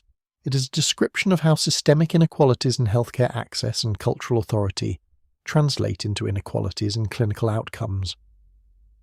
The physician in the community clinic was often working under conditions of resource constraint and patient volume that made thorough investigation of atypical presentations difficult. The cultural training that shaped how physicians listened to patients was itself shaped by social hierarchies that assigned different credibility to different kinds of people. Individual physicians working within these systems could and did perform excellent clinical care. The system as a whole produced unequal outcomes, and the clinical story of formaldehyde contact dermatitis from cheap clothing is one place among many where those unequal outcomes are visible. The public health response that was gradually developing through the 1970s and 1980s outside the clinical encounter also reflected these dynamics. Consumer advocacy organizations that were beginning to address textile chemical safety were primarily middle-class organizations with primarily middle-class memberships and primarily middle-class political connections. The communities most affected by the problem were not the primary constituency of these organizations, though some organizations made deliberate efforts to include them. The political framing of the textile chemical safety issue, when it began to develop a political presence, was more often framed as a consumer information issue about the right of consumers to know what was in their products, than as an environmental justice issue about the disproportionate distribution of chemical harm along lines of race and class. The consumer information framing is accurate and important, but it is incomplete, and its incompleteness had consequences for whose interests were centered in the advocacy and whose were peripheral. The women in the communities most affected by the problem had a different relationship to the advocacy than the middle-class consumer advocates. They were not asking for information so that they could make better purchasing decisions among a range of available alternatives. They were asking for protection from harm they were experiencing and could not avoid. These are different requests with different political implications. The consumer information framing presupposes a consumer who has choices and needs information to exercise them effectively. The protection framing presupposes a person who has constrained choices and needs the choices available to her to be made safe by regulatory requirement. Getting the framing right matters for the kind of advocacy that follows from it, and for the kind of regulatory solution that advocacy produces. The specific contribution that consumer rights organizations made to the formaldehyde in clothing story through the 1980s and 1990s is worth tracing, because it represents the kind of institutional bridge between scientific evidence and public knowledge that otherwise has not existed in this story. Consumer organizations, including Consumer Reports in the United States and equivalent bodies in other countries, began investigating and publishing findings about chemical content in consumer products during this period, and textiles were occasionally included in these investigations. When Consumer Reports published an investigation into chemical hazards in consumer products that included findings about formaldehyde in clothing, the publication reached a mass readership that academic journals in dermatology and environmental medicine could not approach. The reach of consumer advocacy publishing created the possibility of a public conversation about the issue that specialist literature could not. The response to these publications, when they occurred, was revealing about the political economy of the issue. Manufacturers whose products were identified as containing high formaldehyde concentrations issued responses that characterized the findings as alarmist, cited the absence of mandatory limits as evidence that the reported concentrations were acceptable, and emphasized the safety of their products without addressing the specific findings that the publications had reported. The regulatory agencies that were cited in these exchanges confirmed that no mandatory limits existed, without necessarily indicating that the absence of limits meant the reported concentrations were safe. The cycle of investigation, publication, industry response, and regulatory non-action was repeated with variations through the 1980s and 1990s, without producing the regulatory response that advocates were seeking. The consumer who read these publications and was motivated to change her purchasing behavior had options that were limited by her economic position. A reader of Consumer Reports who was concerned about formaldehyde in children's clothing and who could afford to pay a substantial premium for certified alternatives was in a position to act on that concern. A reader who could not afford the premium was in a position to be concerned without the economic capacity to respond to the concern. This is a general feature of consumer protection through consumer education. It provides the information for individual protective action, but depends on individuals having the resources and capacity to take that action. It is a solution for people who are already in a better position to protect themselves, and it is not a solution for people who are not. The legal frameworks available to consumers harmed by formaldehyde in clothing during this period were also limited in ways that reflected the same class dynamics that shaped every other aspect of the story. A wealthy consumer harmed by a product could afford to retain an attorney to pursue a product liability claim and the value of her claimed damages would be large enough to motivate legal attention. A poor consumer harmed by cheap clothing faced different economics. The legal costs of pursuing a product liability claim were comparable regardless of the consumer's economic position, but the damages recoverable for a skin rash were small in absolute terms and would not motivate a contingency fee attorney who needed a case to be economically viable. The legal route to accountability was effectively available only to consumers with resources, and the consumers with the most resources were the consumers with the least severe exposure to the problem. The accumulation of these structural barriers in healthcare access, in consumer education, in legal accountability, in regulatory protection, and in market alternatives created a comprehensive system in which the harm was concentrated in a specific population and the tools for addressing the harm were available primarily to a different population. This is not coincidence. It is the systematic expression of how inequality structures access to protection in a society where protection requires resources that are unequally distributed. The formaldehyde clothing story is not an isolated scandal. It is a case study in how structural inequality operates in the domain of consumer chemical safety, and understanding it as a structural problem rather than as an individual failure is necessary for designing solutions that actually address the root of the problem. There is a category of historical invisibility that is worth naming specifically because it operates in this story at a level below the usual discussion of whose voices are heard and whose are not. The women who bore the harm of formaldehyde in cheap clothing were not simply absent from the public record because they lacked access to the platforms of public discourse. They were absent because the nature of the harm they were experiencing, a chronic, diffuse, low-level skin irritation from everyday consumer products, was the kind of harm that the categories of public health emergency and industrial scandal were not designed to capture. The harm did not have the drama of acute poisoning. It did not produce the visible bodies that industrial disaster produces. It expressed itself in the ordinary texture of daily discomfort, in the rash that itched, and the skin that stayed inflamed, and the various small degradations of physical comfort that people who live with chronic conditions learn to manage and normalize, and eventually stop noticing as a distinct category of suffering. The normalization of chronic low-level harm is one of the mechanisms by which such harm persists, without generating the social response that more dramatic harm would produce. When something hurts consistently, and there is no institutional response and no explanation and no remedy except tolerance, the response of the person experiencing it shifts from demand to accommodation. The accommodation is rational. The demand, in the absence of any mechanism for it to produce results, consumes energy that the person cannot afford to spend on something that has no prospect of resolution. The accommodated harm becomes background, part of the environment, no longer perceived as a problem requiring a solution, but simply as a condition of existence. And once it has become a condition of existence for the people experiencing it, it loses whatever visibility it might have had as an object of concern for the people who are not. The women who stopped complaining about their skin reactions because the complaint produced no result, who learned which garments to avoid and managed the rest of their clothing choices around that knowledge, who eventually stopped connecting the chronic skin condition to its cause because the cause had been so successfully rendered invisible, were doing the adaptive work that survival in constrained circumstances requires. They were not failing to advocate for themselves. They were rationally allocating the advocacy energy available to them against the array of demands that a working-class woman's life in mid-century America was making on her constantly. The formaldehyde rash was not at the top of that hierarchy of demands. It was not supposed to be. It would have been lower on the hierarchy if the systems that were supposed to protect her had been doing so. The garment arrives in a plastic bag. It is folded neatly, pressed into a shape that maximizes the number of units that can be shipped in a single container.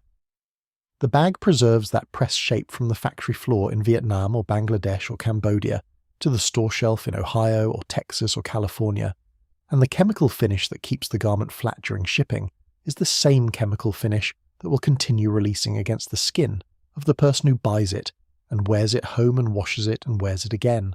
The bag is sealed. The formaldehyde vapor accumulates inside it. When the consumer opens the bag, they encounter a smell that garment manufacturers call the new clothing smell, and that chemists recognize as the characteristic odor of volatile organic compounds, including formaldehyde off-gassing from the fabric. Most people interpret this smell as the smell of newness. It is the smell of chemistry. Independent testing of fast fashion garments conducted through the 2000s and 2010s produced a picture of the current market that is detailed and uncomfortable, and that the regulatory structure of the United States has not yet fully addressed. Researchers at universities, including the State University of New York at Albany, published analyses of formaldehyde content in consumer textiles that found wide variation across garments, with the highest concentrations appearing predictably in the cheapest items. Consumer organizations, including the American Contact Dermatitis Society and international equivalents, conducted their own testing programs that confirmed the university findings and added specific product categories to the evidence base. Television investigative programs in Australia and the United Kingdom commissioned commercial laboratory testing of garments purchased from major fast fashion retailers and found results that, when reported publicly, produced significant consumer and political response in those countries. The concentrations found in these tests deserve to be described specifically because the numbers carry meaning that general characterizations flatten. Countries that have established maximum allowable formaldehyde concentrations in consumer textiles have set them at different levels for different types of garments, based on the nature of the contact with skin. Japan, which has the most developed regulatory framework for formaldehyde in consumer textiles, allows no more than 75 parts per million in garments intended for direct skin contact, with a higher limit of 300 parts per million for outer garments that are not worn directly against the skin. New Zealand allows no more than 30 parts per million for garments intended for skin contact. The European Union has moved toward harmonised standards in the range of 30 to 75 parts per million, depending on the application. Independent testing of garments sold in the United States, which has no federal mandatory limits, has found items with formaldehyde concentrations ranging from negligible in well-formulated synthetic and natural fibre garments that receive no resin treatment, to several hundred parts per million in heavily treated cheap cotton items, with some tests finding concentrations in children's garments that exceeded even the most permissive of the international standards. A garment found to contain 300 parts per million of formaldehyde is not only unavailable for sale in Japan, where the limit for skin contact garments is 75 parts per million. It is releasing formaldehyde against a child's skin every hour of wear at a concentration that health researchers in multiple countries have found sufficient to produce skin reactions in sensitive individuals, and that advocates argue represents an unnecessary and preventable health risk. The variation within a single store's inventory is one of the more unsettling findings from this body of testing. It is not the case that all garments from fast fashion retailers contain high formaldehyde concentrations. Many do not. The variation within a single brand's product line, from a garment that tests below detection limits to a garment that tests at several hundred parts per million, reflects the reality of supply chains in which formaldehyde content is determined at the fabric supplier or finishing plant level, not at the retailer's quality control stage. A retailer that has adopted a corporate policy limiting formaldehyde content in its products is dependent on the accuracy of its supplier's compliance with that policy, tested at whatever frequency the retailer has specified and verified by whatever testing infrastructure the retailer has built into its supply chain management. For major global fast fashion retailers with supply chains involving thousands of suppliers across dozens of countries, the gap between policy and practice can be substantial. The label on the garment provides no information that would allow a consumer to assess its formaldehyde content. The fibre content label required by the Federal Trade Commission's Textile Fibre Products Identification Act tells you what the cloth is made of. It does not tell you what has been applied to the cloth. The country of origin label tells you where the garment was assembled. It does not tell you what chemical standards applied to its manufacture. The care instruction label tells you how to wash the garment. It does not tell you that washing it multiple times before wearing it close to the skin is a reasonable precaution given the possibility of formaldehyde release. No label currently required by United States federal law provides any information about the chemical finishing treatments applied to the fabric. This is not an accidental silence. The question of whether formaldehyde content in textiles should be disclosed on labels has been raised in regulatory proceedings and in congressional hearings at various points over the past 3 decades. The textile and apparel industry has consistently opposed mandatory formaldehyde labeling requirements on several grounds, some technical, some economic, and some simply reflecting the preference of industries for the continuation of regulatory arrangements that impose minimal demands on their practices.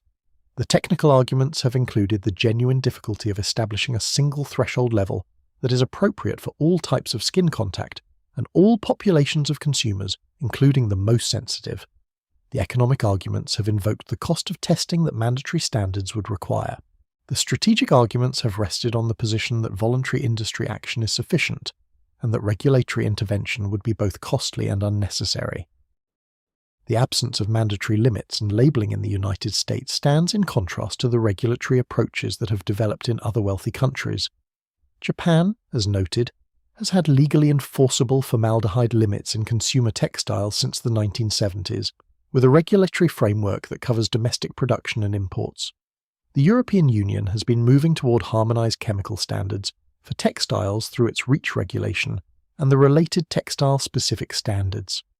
Australia has addressed formaldehyde in textiles through its Industrial Chemicals Regulation Framework.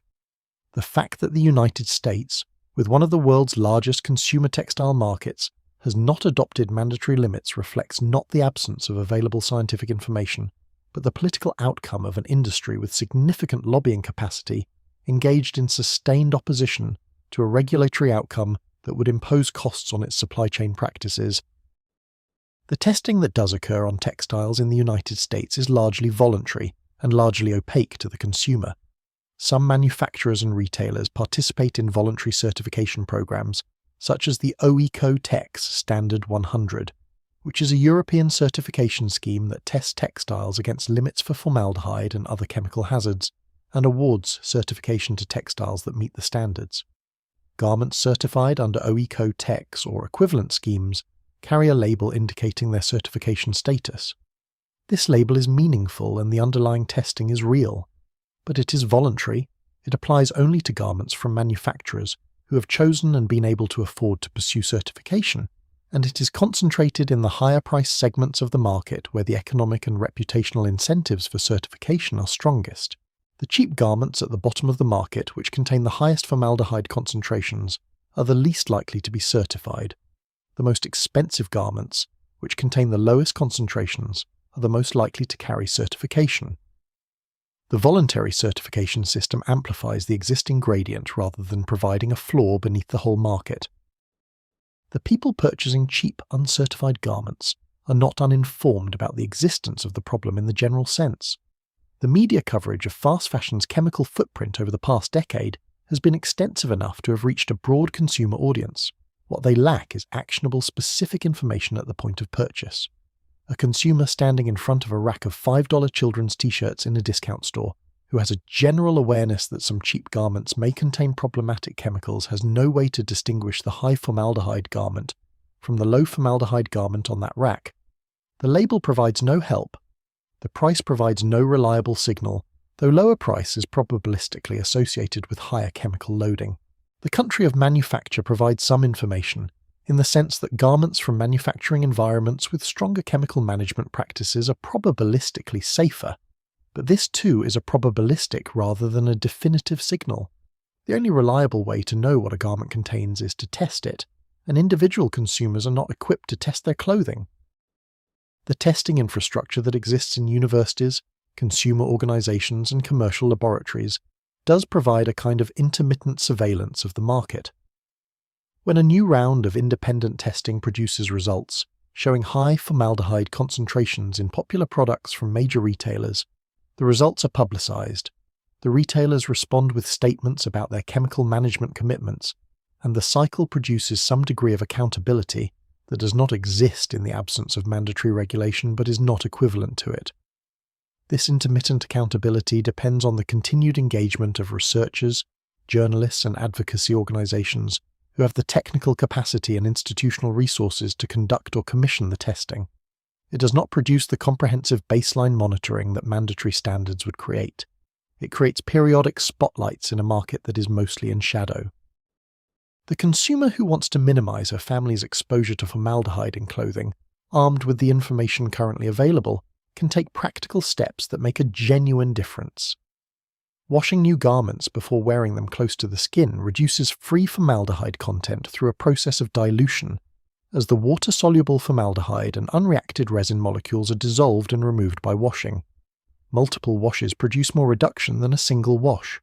This is a strategy that works, that the dermatological literature supports, and that costs nothing beyond the time and water of an extra wash cycle.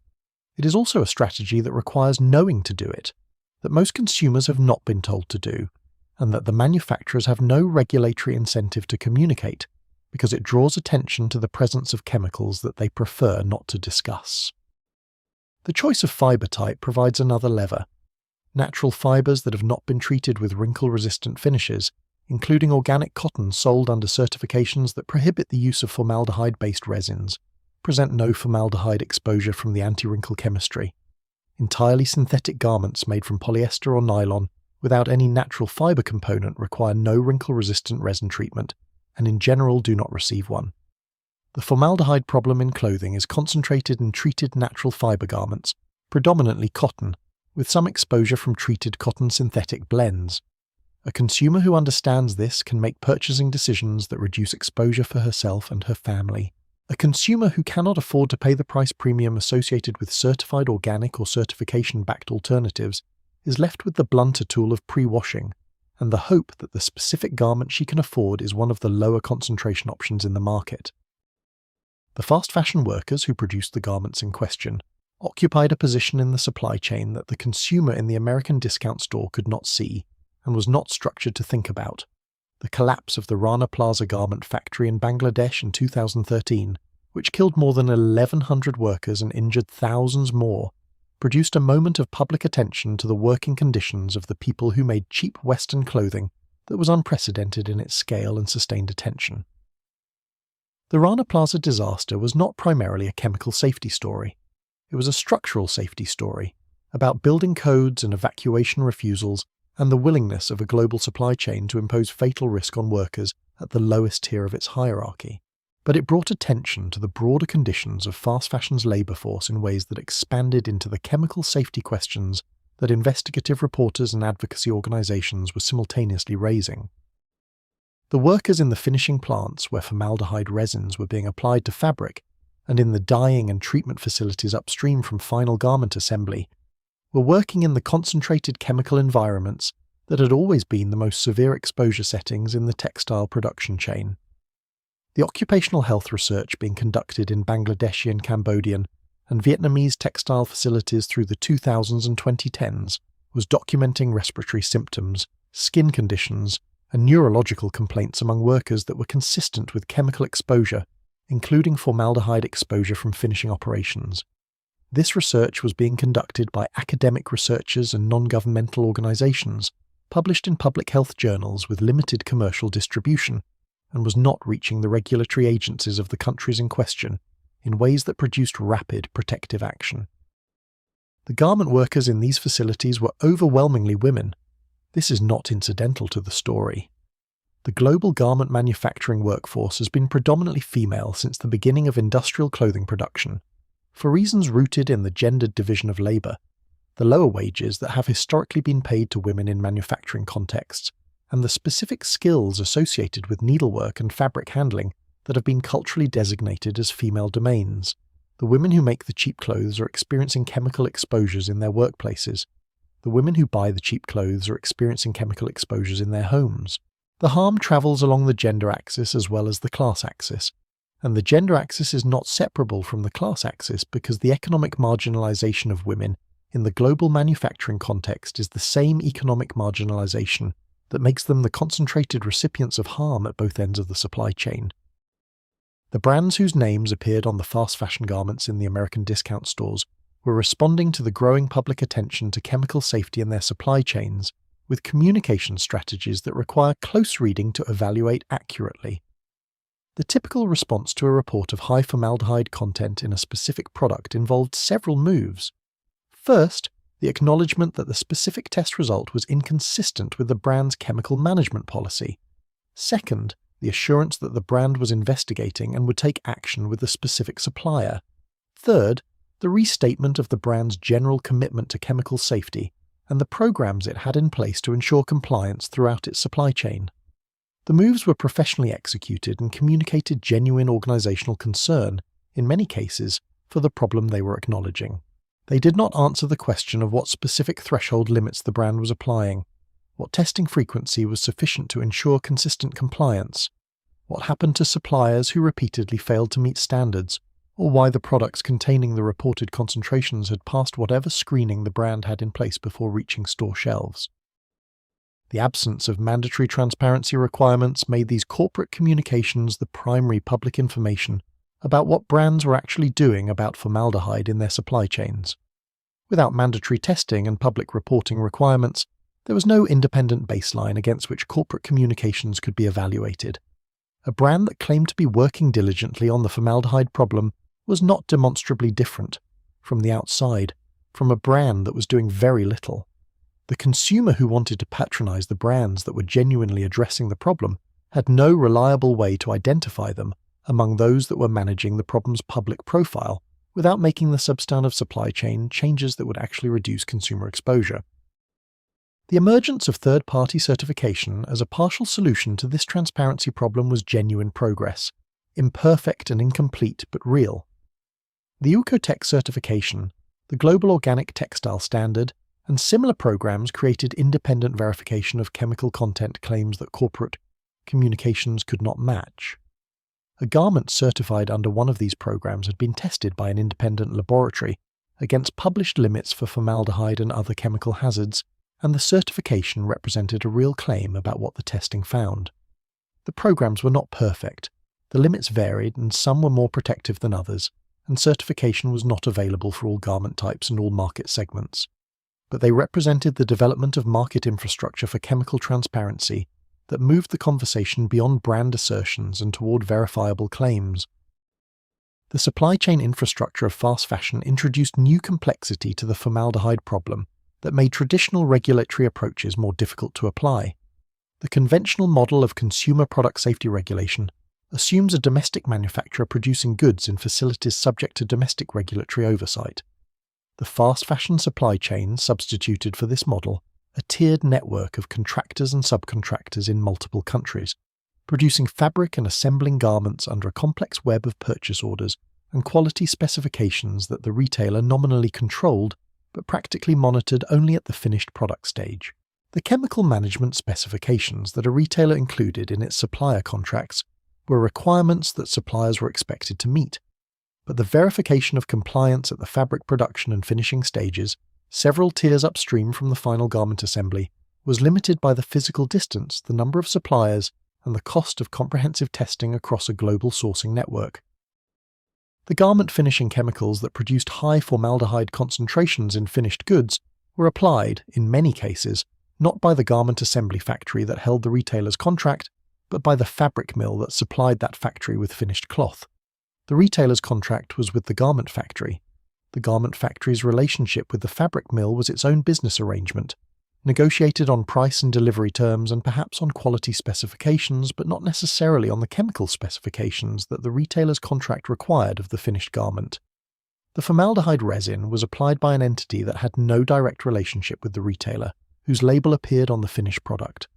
This structural distance between the specification and the application was one of the mechanisms by which garments containing formaldehyde above a retailer's stated limit could pass through a supply chain that nominally prohibited it.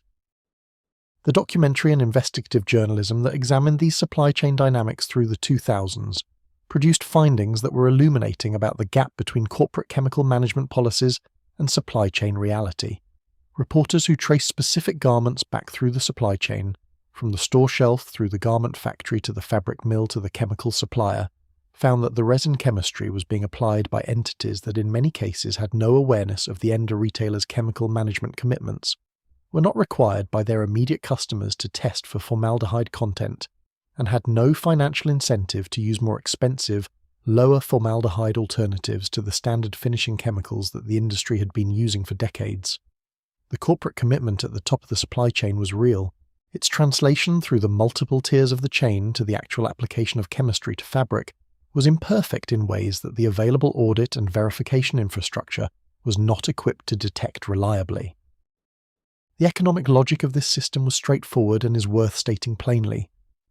The formaldehyde-based resin finishing that produced the wrinkle-resistant appearance valued by fast fashion consumers cost a specific amount per yard of fabric treated.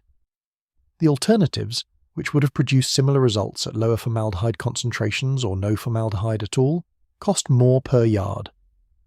The difference was not large in absolute terms, but was meaningful in the context of fabric costs that fast fashion supply chains had been driving toward minimum levels for decades. A finishing chemical that cost 20% more than the standard alternative represented a meaningful addition to the cost of a garment that was being priced at $5 retail, with a gross margin that left little room for supply chain cost increases. The economic pressure toward the cheapest available finishing chemistry was embedded in the pricing structure of the product category, and the only counterforce available to overcome that economic pressure was regulatory requirement or credible market pressure.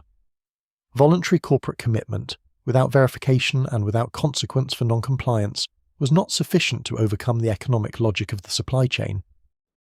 The brands that were most successful in actually reducing formaldehyde content in their supply chains through the 2000s and into the 2020s were, with some exceptions, the brands that sold at higher price points, had smaller and more manageable supply chains, and were serving consumer segments most likely to make purchasing decisions on the basis of chemical safety information.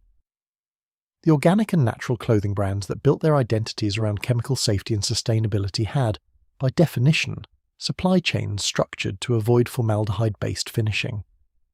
The premium fast fashion brands that had made credible and verified commitments to chemical management demonstrated that compliance was achievable at their price points. The discount retailers at the bottom of the market serving the most price-sensitive consumers with the most cost-constrained supply chains were the slowest to change and the most likely to still be selling garments with the highest formaldehyde concentrations. This is the pattern that would have been predicted from the first principles of this story, because the first principles have not changed since the 1950s. The role of social media in the contemporary phase of this story represents a genuine structural change in how consumer chemical safety information circulates compared to any previous period in the history the story covers. The informal networks of household knowledge that women had always used to share protective information about which garments caused reactions, which stores' merchandise was worse, which types of fabric to pre-wash aggressively, have now acquired a digital infrastructure that changes the scale at which that information can accumulate and be accessed. A mother who discovers that her daughter has developed a persistent rash from a specific garment purchased at a specific fast fashion retailer and who posts her experience on a parenting forum or a social media platform is contributing her observation to a pool of similar observations that can be aggregated by other users, by advocates, and by journalists into a pattern that has public visibility. This does not mean that the social media landscape has solved the consumer chemical information problem. The quality of information that circulates in these spaces is highly variable, and the specific claims made about specific garments often cannot be verified without laboratory testing.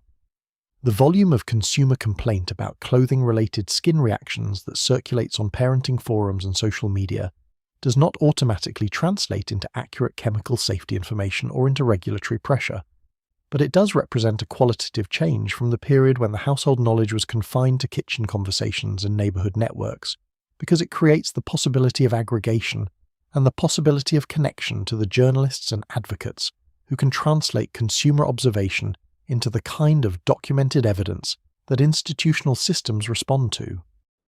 The investigative journalists who have used social media monitoring to identify consumer issues in the fast fashion space, and who have then conducted the laboratory testing that converts consumer complaint into documented chemical safety findings, have been performing a function that the regulatory system was not performing. This function is valuable, and the people performing it are making a genuine contribution.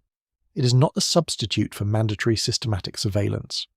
The investigative cycle, from identifying a consumer complaint to commissioning testing, to publishing results to waiting for a corporate or regulatory response, is too slow, too episodic, and too dependent on the specific interests and resources of individual journalists and publications to constitute the comprehensive market monitoring that the scale of the fast fashion problem requires. The corporate actors in the fast fashion space have been developing their own internal chemical management programs with varying degrees of rigor and transparency. The most sophisticated of these programs represent genuine investments in supply chain chemical management infrastructure, including supplier training programs, chemical footprint mapping tools, third-party audit programs, and transparent reporting of testing results. The least sophisticated are policy documents that describe commitments the company has no systematic mechanism for implementing or verifying. The distance between these extremes is large, and the consumer standing in front of a clothing rack has no practical way to position the brand in front of her on the spectrum between genuine commitment and performative policy. The proliferation of sustainability and chemical safety claims in clothing marketing through the 2000s and into the 2020s has created what experts in consumer behavior call greenwashing risk, the possibility that claims of environmental and chemical safety virtue are more marketing than substance, and that consumers who rely on those claims are making decisions based on inaccurate information. The regulatory framework for what claims are substantiated and what claims are not in the specific area of textile chemical safety is underdeveloped. The Federal Trade Commission's Green Guides provide some general principles about environmental marketing claims, but they do not address the specific question of formaldehyde safety claims for textiles in a way that would give a manufacturer clear guidance about what it needs to demonstrate before making such a claim. In the absence of specific regulatory guidance, the claims expand to fill the marketing need, and the consumer's ability to distinguish genuine chemical safety from marketing assertion is limited. There is a particular quality to accountability that arrives decades late. It does not feel like justice. It feels like the acknowledgement of a debt that has already been paid by the people who bore the harm, paid in skin reactions and respiratory irritation, and the persistent low-level discomfort of bodies in contact with chemistry that did not belong there, paid in the medical costs of treating conditions whose causes were not identified, paid in the accumulated small indignities of a body that signals distress and a system that declines to hear it. The accountability, when it arrives, names the harm. It does not repair it. The women who wore cheap wash-and-wear dresses in 1958 and developed the rashes that their doctors attributed to general skin sensitivity are in their 80s now, if they are living. They are not waiting for regulatory action. The regulatory action, if it comes for the women buying clothes today and the children wearing them, not for the women who wore them first. This is the nature of public health accountability in the area of chronic chemical exposure, and it is worth sitting with the weight of it before moving to the forward-looking discussion of what improvements might still be achieved. The harm was real. It was experienced by real people in real bodies. It was disproportionately experienced by poor women, by black women, by working-class women, by garment workers in the factories where the chemistry was most concentrated, by the women who had the least political power to demand protection and the least economic flexibility to avoid the exposure. Understanding who bore the harm and why they bore it is not a historical exercise separate from the policy discussion about what should be done now. It is the ground from which that policy discussion must proceed if the improvements sought are going to be designed to protect the people who need protection most, rather than the people who are already best positioned to protect themselves. The scientific understanding of formaldehyde's health effects continued to develop through the 1980s and 1990s and into the present century, and the picture that emerged was more serious than the contact dermatitis story that had been the primary clinical concern in the earlier decades. The question of whether formaldehyde causes cancer had been under investigation since the 1970s, when animal studies showing that high-level formaldehyde inhalation produced nasal cancers in rats prompted intensive research into the human epidemiology. The human occupational epidemiology of formaldehyde was complex and contested, partly because workers with high formaldehyde exposure in industrial settings typically had other chemical exposures as well, making clean attribution to formaldehyde specifically difficult. The debate about formaldehyde carcinogenicity in humans continued for decades, marked by the characteristic industry engagement that attends every major chemical carcinogenicity determination. In 2004, the International Agency for Research on Cancer, the cancer research arm of the World Health Organization, classified formaldehyde as a known human carcinogen, specifically associating it with nasopharyngeal cancer and noting probable associations with leukemia. This classification reflected the accumulated weight of epidemiological evidence from industrial worker studies and the supporting evidence from mechanistic research showing that formaldehyde reacts with DNA in ways that can produce the kinds of damage that initiate cancer. The IARC classification applied to inhalation exposure and was based primarily on occupational studies. The relevance of clothing-derived skin contact exposure to cancer risk is a separate question from the relevance of industrial inhalation exposure, and one on which the research is less developed. But the establishment of formaldehyde as a known human carcinogen put the chemical in a different regulatory category than it had previously occupied, and raised the stakes of the conversation about acceptable exposure levels in consumer products, including clothing. The regulatory response to the IARC classification was, in the United States, modest. The occupational exposure limits for formaldehyde in workplaces had been progressively tightened by the Occupational Safety and Health Administration through the 1980s and 1990s, and the IARC classification added pressure for further attention to non-occupational exposures. The Consumer Product Safety Commission, which had authority over consumer textiles, did not move to establish mandatory formaldehyde limits for clothing in the years following the IARC reclassification, despite advocacy from health organizations and consumer groups pushing for such standards. The state-level regulatory environment was more active than the federal in this area, reflecting the general pattern in American environmental and consumer safety regulation, where federal inaction has historically prompted state action. California, with its large economy and history of leading on chemical safety through Proposition 65 and the California Green Chemistry Initiative, considered and in some cases enacted standards more restrictive than federal requirements. The Safe Chemicals Act proposals introduced in the United States Senate during this period would have significantly strengthened the federal chemical safety framework, but these proposals did not become law. The regulatory landscape remained fragmented, with the most protective standards applying in California and no federal floor below the market. The global supply chain context continued to evolve in ways that affected the chemistry of available clothing. The European Union's continuing development of REACH and textile-specific chemical standards, combined with the size of the European market and its requirement that imported garments comply with European standards, produced real pressure on global supply chains to reduce formaldehyde and other regulated chemicals in textiles reaching European consumers. Manufacturers serving the European market had economic incentive to formulate to European standards because the alternative was exclusion from a major market. The same pressure was substantially weaker for the American market, where the absence of mandatory limits meant that suppliers serving American retailers faced no comparable regulatory compulsion. The voluntary corporate commitments that fast fashion retailers made in response to advocacy pressure, including the Greenpeace Detox campaign and the subsequent Roadmap to Zero program, represented a genuine shift in corporate discourse about chemical management in textile supply chains. Major global retailers publicly committed to eliminating or phasing out formaldehyde-based finishing treatments from their supply chains by specified target dates. These commitments, where implemented, produced real reductions in formaldehyde content in the specific product lines covered. The implementation monitoring that was publicly available, through third-party auditing and certification, showed progress in some product lines and continued challenges in others, particularly in the lowest price segments where supply chain complexity and cost pressure made compliance verification most difficult.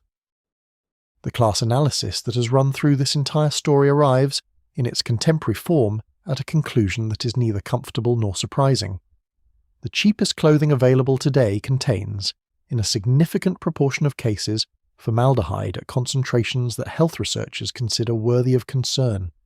The people purchasing the cheapest clothing are the people with the most constrained budgets. They are disproportionately women, disproportionately people of colour, disproportionately people in the lower income quintiles, where purchasing a certified organic cotton t-shirt is not a realistic option when the same basic function can be served by a $5 garment from a fast fashion retailer. The health costs of this exposure are distributed in ways consistent with the broader pattern of environmental justice in contemporary American life.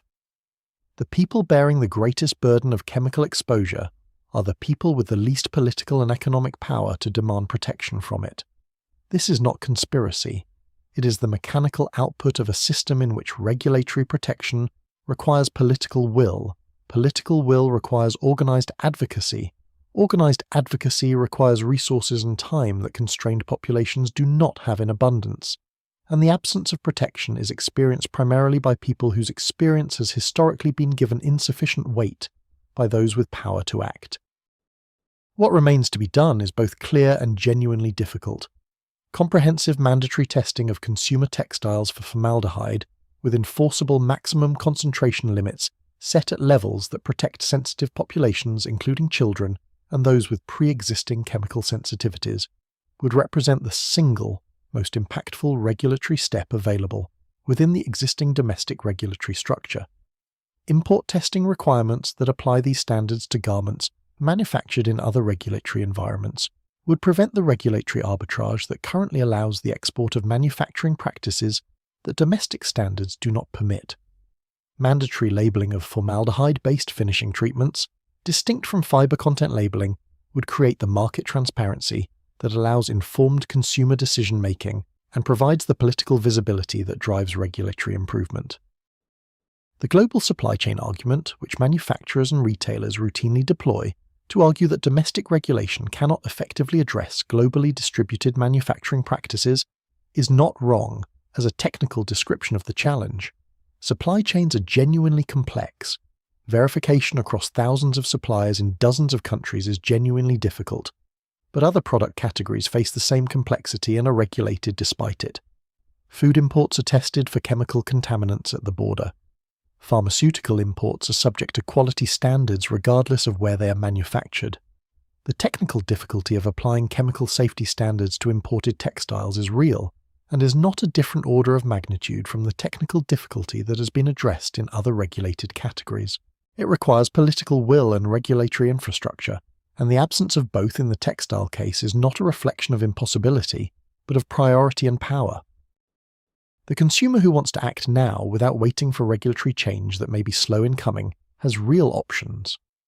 Pre-washing new garments, particularly new cotton garments marketed under easy care, wrinkle-resistant or no-iron descriptions, removes a meaningful proportion of the free formaldehyde present at the time of purchase. Multiple washes before wearing the garment against the skin produces more reduction. Choosing garments certified under credible third-party chemical safety schemes, including OECO-TEX Standard 100 and the Global Organic Textile Standard, provides reasonable assurance of lower formaldehyde content, though at a price premium that is not accessible to all households. Choosing synthetic garments which require no wrinkle-resistant finishing chemistry eliminates the category of exposure from anti-wrinkle resins entirely for those garments. None of these options is available to the consumer who cannot afford a price premium, who has no access to certified alternatives, or who is simply not aware that the question of clothing chemistry is one that exists. The cotton dress on the kitchen table, the $2.49, the woman who smoothed it with her hands and wrapped it for her daughter's birthday. She made the best decision available to her with the information she had. The information she was not given was not an accident. It was the product of choices made by people who had the power to give it and chose not to, because giving it would have been inconvenient to their economic interests, and because the woman who needed it was not the kind of woman whose inconvenience was considered in the rooms where those choices were made. That has been true since 1955. It is true now. Understanding it is the beginning of changing it. The change has been slow, and it has been incomplete, and it has arrived too late for the women who bore the harm first. But the accumulation of evidence, of advocacy, of public understanding does produce pressure on systems that otherwise would not move. The fast fashion retailer that announced a chemical management commitment it did not intend to keep is now being held to that commitment by researchers who test its products, and journalists who publish the results, and consumers who respond to those publications. The political process that resists mandatory standards is being engaged by the advocates who have spent decades building the evidence base that makes resistance harder to sustain. The regulatory framework that was designed without adequate attention to chemical safety in clothing is being examined by people who understand its gaps and are working slowly and persistently to fill them. The thread is long, it does not resolve cleanly, but understanding it is part of the work of pulling it toward a different end. The specific experience of sensitive populations in the context of current market conditions deserves careful attention, because the discussion of average formaldehyde exposure or average risk can obscure the concentrated harm experienced by people at the upper tail of the sensitivity distribution. Formaldehyde is what toxicologists call a skin sensitizer, a substance capable of inducing an immune response after initial exposure that produces more severe reactions on subsequent exposures. Once a person is sensitized to formaldehyde through any route of exposure including clothing, The threshold for eliciting a reaction on re-exposure is substantially lower than the threshold that produced the initial sensitization. A sensitized person may react to formaldehyde concentrations that would produce no detectable effect in an unsensitized person. The sensitized population, estimated to constitute between 5 and 10% of the general adult population, based on patch test surveys in dermatology practices, experiences formaldehyde exposure differently from the general population. The children's clothing market represents a particularly significant dimension of the current exposure concern. Children spend more time in contact with their clothing relative to their body surface area. Their skin is more permeable, their immune systems are in developmental phases that make allergic sensitization more likely. The formaldehyde concentrations found in children's garments in independent testing have been among the highest found in any consumer textile category, reflecting the commercial logic that parents who value easy care clothing for the obvious practical reasons relating to children's clothing care are a market segment that can be served with heavily treated garments. The child who develops formaldehyde sensitivity through early life exposure in treated clothing carries that sensitivity for life. The sensitization, once established, is not reversible. The subsequent history of a sensitized child includes the management of a permanent chemical sensitivity that affects not just clothing choices, but exposure in many other contexts, where formaldehyde and formaldehyde-releasing compounds are present, including cosmetics, personal care products, building materials, and household furnishings. The specific documentation of formaldehyde-related illness in non-occupational settings has been complicated by the same misattribution problem that characterized the clinical picture in the 1950s, but now amplified by the diversity of sources from which formaldehyde exposure can reach a consumer. The pressed wood products in a newly remodeled home off-gas formaldehyde. The cosmetics and personal care products used daily contain formaldehyde-releasing preservatives.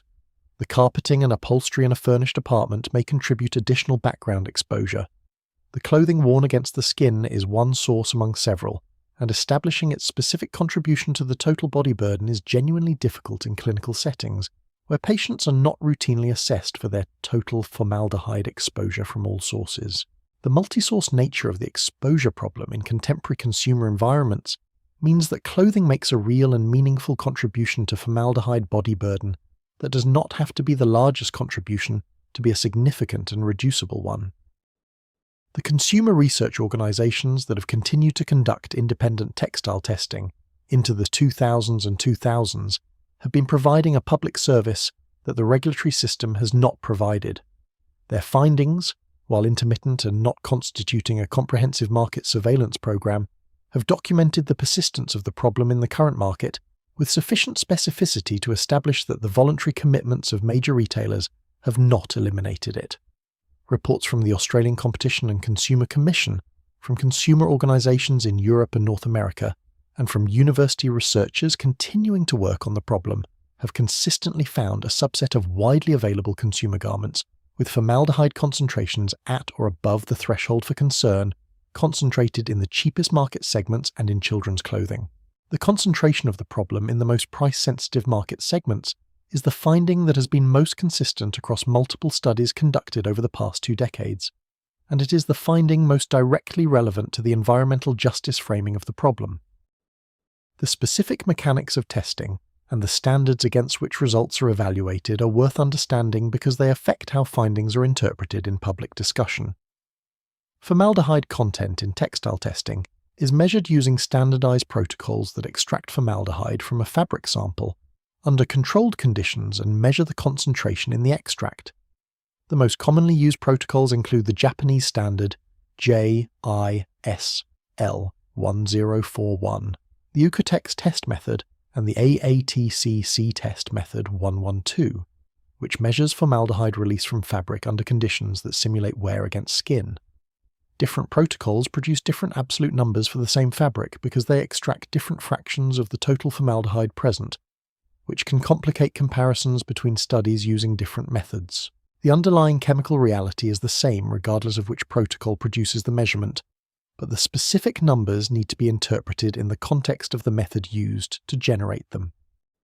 The policy discussion that these findings inform has been more active in the current decade than in any previous period, partly as a result of the accumulated weight of research and advocacy, partly because the fast fashion expansion has made the scale of consumer exposure large enough to generate the political attention that smaller exposure could not produce, and partly because the environmental justice framing has created coalitions between consumer protection advocates, environmental health advocates, and social justice organizations that amplify the political voice of the affected communities in ways that previous advocacy configurations did not.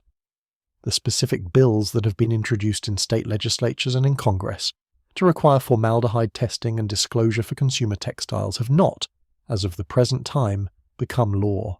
But the political attention they represent is qualitatively different from the complete absence of political attention that characterized most of the period between the 1950s and the present.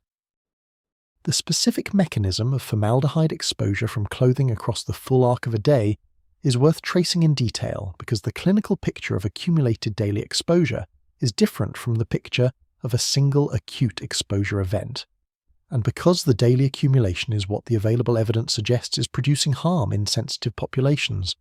A person who dresses in the morning in a shirt and trousers containing formaldehyde resin, and who works in an office for 8 hours has been in contact with those garments for the duration of the workday, exposing the skin at every contact point to the slow release of formaldehyde from the fabric. Body temperature of 37 degrees Celsius, the normal temperature at the skin surface under clothing, is sufficient to drive formaldehyde release from N-methyl compounds in fabric at rates that toxicological testing has measured.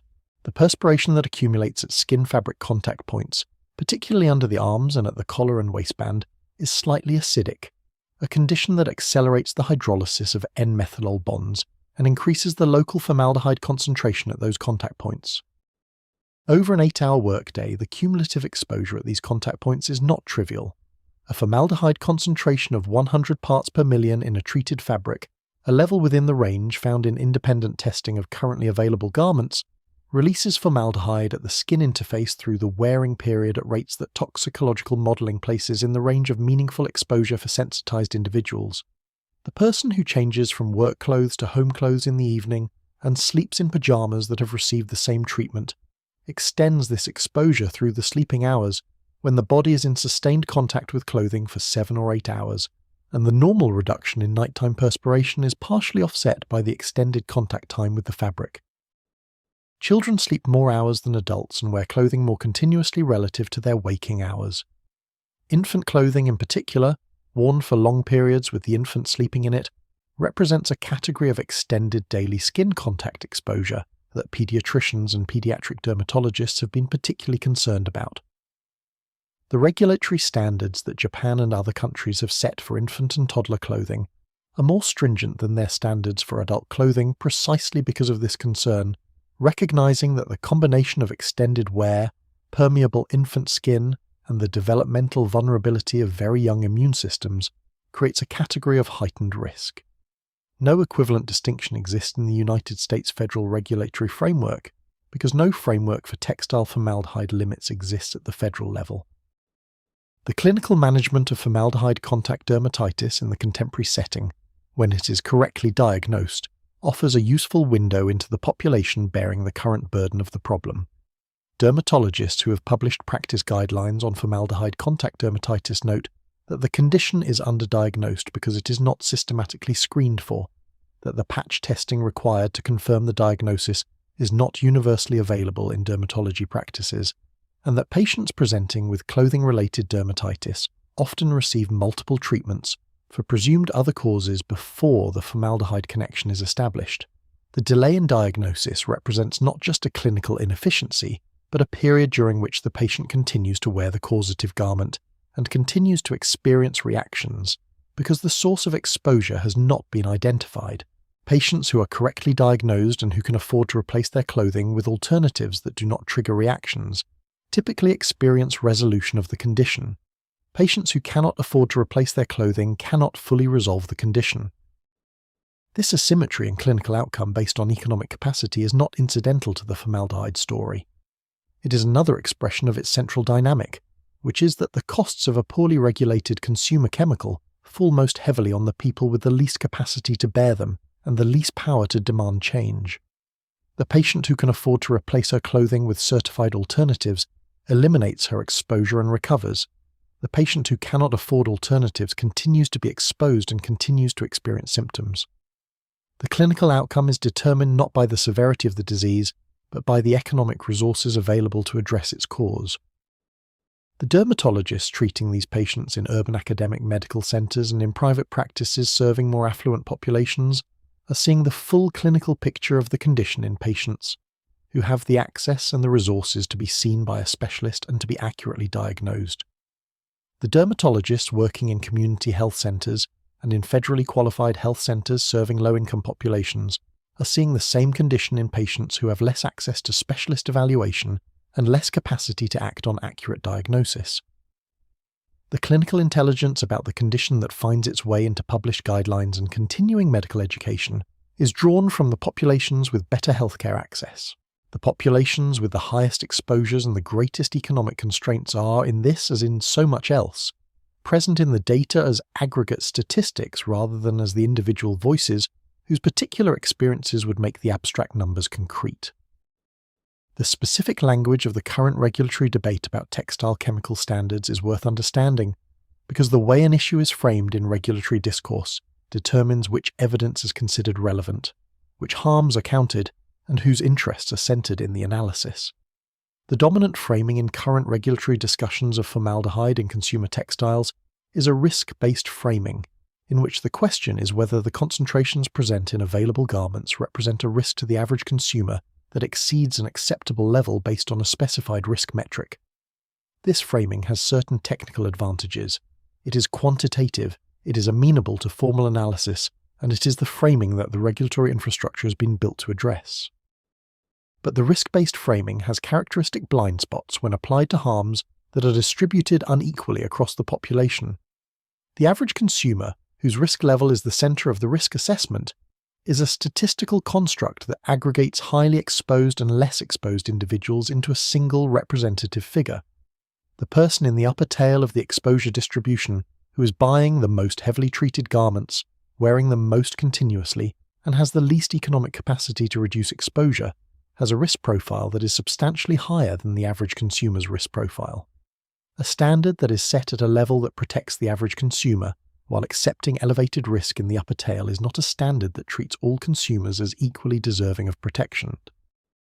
The alternative framing, which treats the distribution of harm as a justice question rather than a risk management question, asks not what average risk level is acceptable, but what risk level any consumer should be exposed to without their informed consent. This framing leads to different standards, typically more protective ones, and it centres the most exposed populations rather than the average population. The environmental justice movement has been arguing for this framing in toxic exposure regulation for several decades, with some success in specific contexts and continuing resistance in others. The application of this framing to textile chemical standards would lead to limits set at the levels that protect the most sensitive and most exposed populations, rather than the levels that protect the average. The practical difference between these framings is not academic. If a formaldehyde limit for skin contact textiles is set at a level that protects the average adult consumer, it may not protect the child with developing skin who wears the same garment for more hours per day. If it is set to protect the adult consumer with average sensitivity, it may not protect the adult consumer with formaldehyde sensitization acquired through prior exposure. The question of which population the standard is designed to protect is the central question in standard setting, and the answer to it reflects a value judgment about whose health matters most in the design of protective regulation. The technical infrastructure for producing the measurements that would make mandatory standards enforceable is readily available. Commercial textile testing laboratories in the United States and in other countries have been conducting formaldehyde content analysis on textile samples for decades. The test methods are standardized. The equipment required is standard analytical chemistry equipment available in the commercial testing sector. The cost of testing is not trivial, but is a fraction of the value of the goods being tested, and the cost per garment for compliance testing is manageable in a regulatory framework where testing is shared across large production runs. The argument that mandatory testing would be prohibitively expensive is not supported by the economics of testing in other regulated product categories where chemical safety testing has been required. The import testing infrastructure that would be needed to apply mandatory limits to imported garments is more complex to build but is not unprecedented. The Food and Drug Administration tests imported food products for chemical contaminants. The Consumer Product Safety Commission has import surveillance programs for other product categories. Extending import testing to consumer textiles for formaldehyde content is a bureaucratic and logistical challenge, not a technical impossibility. The political will to build that infrastructure is what has been absent, not the technical capacity to operate it. The practical guidance that dermatologists and consumer health advocates currently provide to people concerned about formaldehyde in clothing has evolved through the decades of accumulated evidence into a reasonably well-developed set of recommendations that are worth understanding in detail. The first and most universally applicable recommendation is pre-washing, the process of laundering new garments before wearing them close to the skin. The mechanism is straightforward. Formaldehyde and many of the N-methylol compounds that release it are water-soluble. A wash cycle, particularly with warm water, dissolves and removes a significant fraction of the free formaldehyde and loosely bound resin from the fabric surface. Multiple wash cycles remove progressively more. The garment that has been washed 3 times before initial wearing has been substantially depleted of the most easily removed formaldehyde fraction. This recommendation is not perfect protection. Firmly bound resin crosslinks that are part of the fabric's chemical structure release formaldehyde more slowly and are less completely removed by washing. But the pre-washing strategy meaningfully reduces the initial high release period that follows manufacture when free formaldehyde concentrations are highest, and it reduces the total formaldehyde exposure across the wearing life of the garment. For people who are not already sensitized to formaldehyde, this reduction may be sufficient to prevent sensitization. For people who are already sensitized, even the reduced concentration after pre-washing may still be sufficient to elicit reactions, and more complete substitution of the offending garments may be necessary. The specific washing parameters that maximize formaldehyde removal are also reasonably well established. Warmer water removes more formaldehyde than cold water because the slightly elevated temperature accelerates the hydrolysis of the chemical bonds holding the resin to the fabric. Longer wash cycles remove more than shorter ones. The addition of a small amount of sodium bicarbonate, baking soda, to the wash water creates mildly alkaline conditions that accelerate the hydrolysis of N-methylol bonds, an addition that some dermatologists recommend for washing the garments of people who are already sensitized. These specific parameters are available in the published guidance from dermatology practice organizations, but they are not on the label, and the consumer has no standard source from which to receive this guidance at the point of purchase. The label change that would make the most immediate practical difference for concerned consumers would be a simple advisory: wash before wearing. This advice is already common on certain categories of textile products where chemical treatment is both explicit and regulated, such as some industrial protective clothing. Requiring it on consumer garments treated with formaldehyde-based finishes would cost almost nothing to implement, would provide actionable guidance to concerned consumers, and would implicitly signal the presence of chemical treatments that the current label architecture renders invisible. It would not be a substitute for mandatory concentration limits, but it would be a step that could be implemented immediately within existing label disclosure frameworks, and that would benefit the people who are most exposed without requiring the industry to change its manufacturing practices. The dermatological community's engagement with this issue has grown more organized and more explicitly policy-oriented in the current decade than in any previous period. The American Contact Dermatitis Society, the professional organization for physicians specializing in allergic contact diseases, has adopted formal positions on the importance of addressing formaldehyde in consumer textiles, and has submitted comments to regulatory proceedings advocating for mandatory limits. This professional advocacy represents the translation of clinical observation into policy recommendation through the institutional channel of a professional medical organization, a channel with credibility in regulatory proceedings that individual case reports and consumer complaints do not have. The clinical voice speaking from the accumulated evidence of dermatological practice is a different kind of testimony than the advocacy voice speaking from policy preference, and its entrance into the regulatory conversation has been a meaningful development. The international regulatory landscape that has developed around formaldehyde in consumer textiles offers a template for what the United States might do, and its existence makes the domestic regulatory gap more difficult to defend on technical grounds than it would otherwise be. Japan has enforced mandatory limits for formaldehyde in consumer textiles since 1973. The Japanese standard divides textiles by their relationship to skin contact and sets limits accordingly, a maximum of 75 parts per million for garments worn in direct contact with skin, stricter limits for infant and toddler clothing, and a maximum of 300 parts per million for outer garments not worn directly against the skin. These limits are enforced through a combination of domestic production standards and import testing requirements. The Japanese textile market has operated under these requirements for more than 50 years. The textile industry has not collapsed. The easy care category has not disappeared.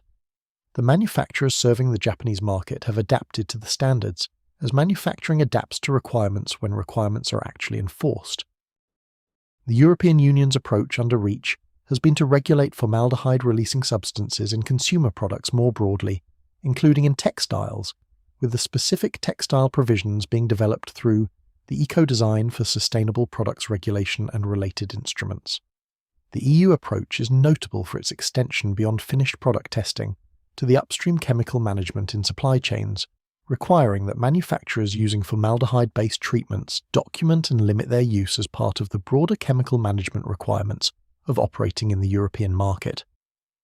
This upstream approach is more demanding than a simple end product testing requirement, because it addresses the source of the chemical rather than just the concentration that happens to remain in the finished product, but it is also more structurally effective at driving supply chain change. New Zealand's approach, with its mandatory limit of 30 parts per million for skin contact textiles, is among the most protective in the developed world, and reflects a policy judgment that the available health evidence justifies a precautionary limit more stringent than the Japanese standard. New Zealand is a small market, and the fact that it has maintained this standard without disrupting its apparel supply is evidence that even relatively stringent limits are technically achievable.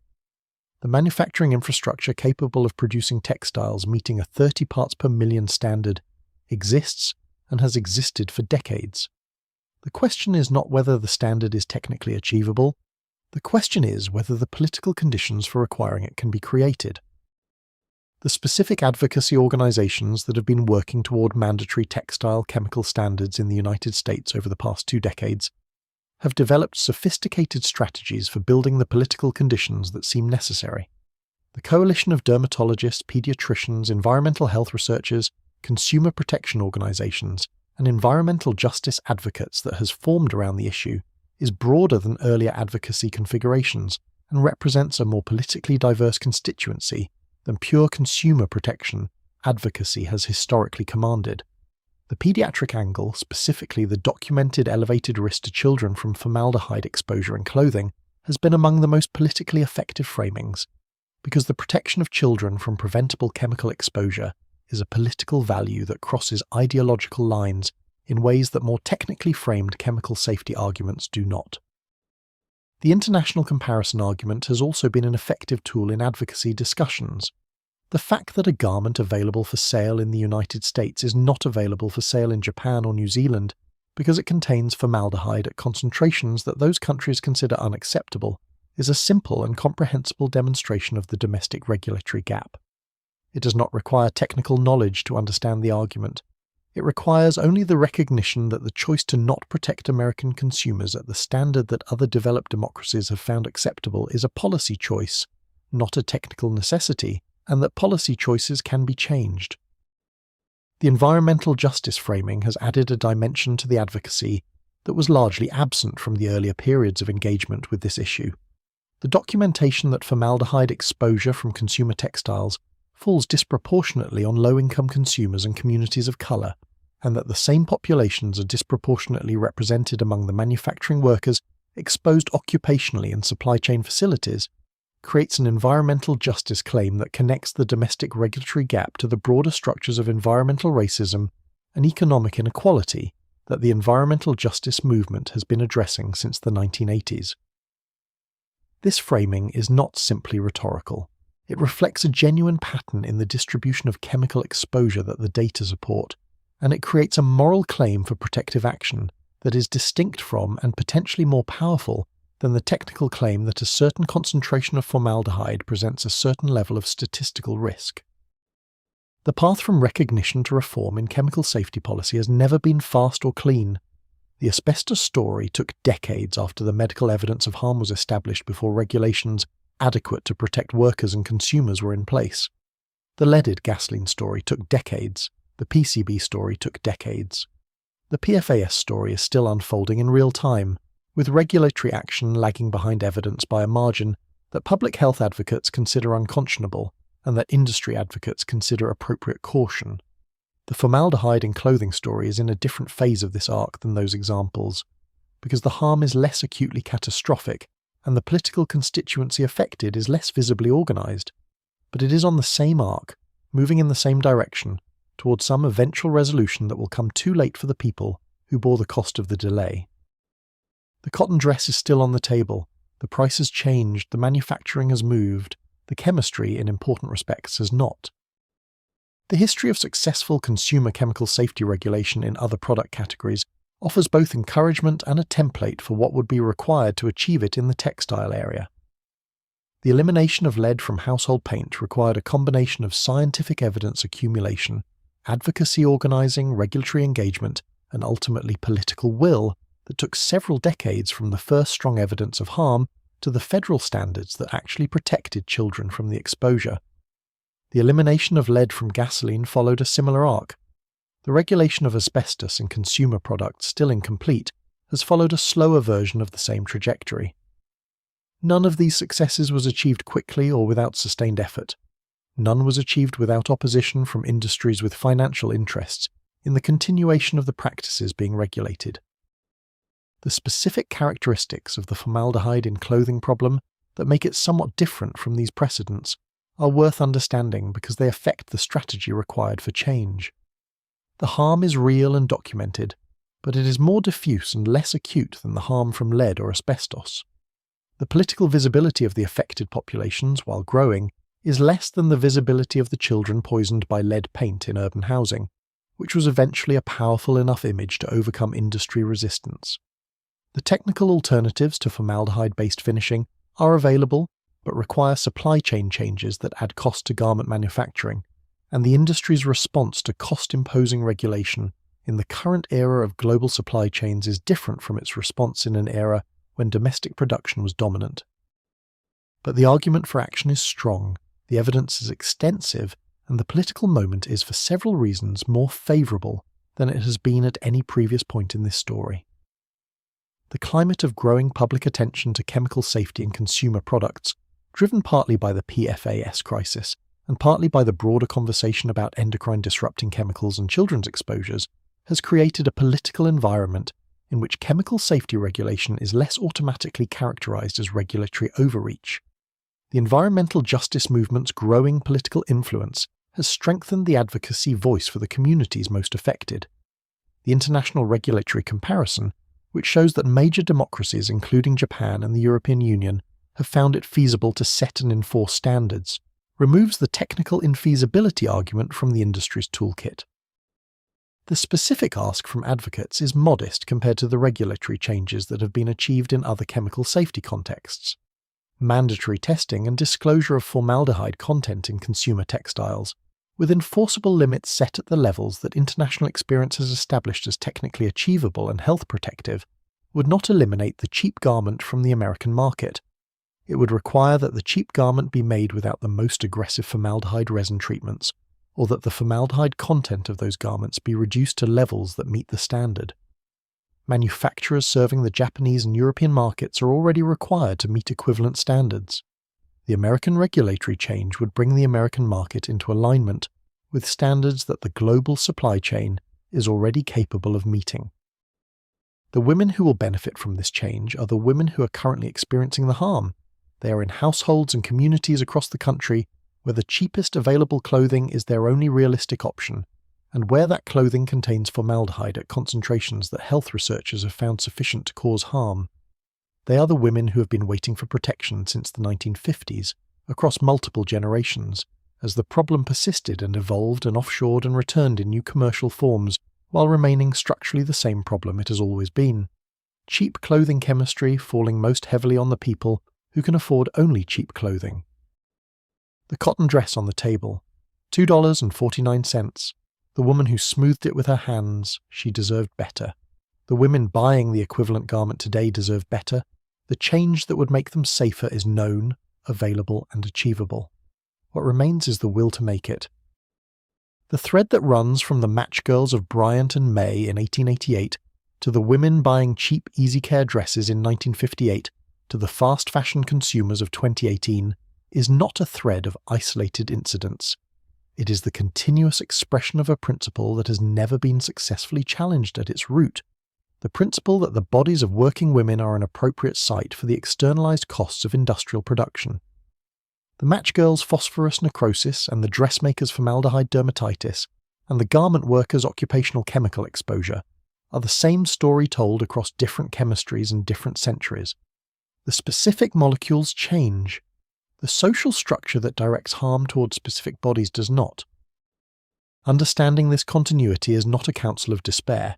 It is a clarification of the nature of the problem, which is necessary for addressing it at the level that would actually change the pattern, rather than just managing its current expression. The regulatory changes that would reduce formaldehyde exposure from consumer textiles are valuable and necessary, and should be pursued with the urgency that the health evidence warrants. They are also partial solutions to a larger structural problem that requires structural responses.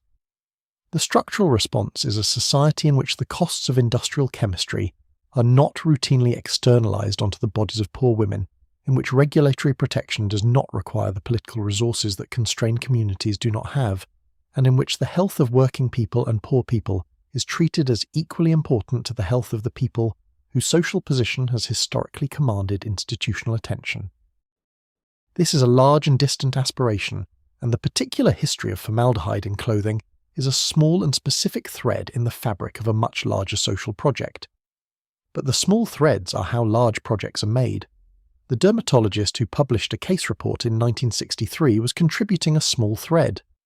The consumer advocate who testified before a regulatory agency in 1982 was contributing a small thread. The investigative journalist who tested children's garments and published the results in 2015 was contributing a small thread. The advocate who is drafting testimony for a state legislative hearing on mandatory textile chemical testing right now is contributing a small thread. These threads accumulate into something that changes the conditions that produce the harm, slowly and incompletely but genuinely.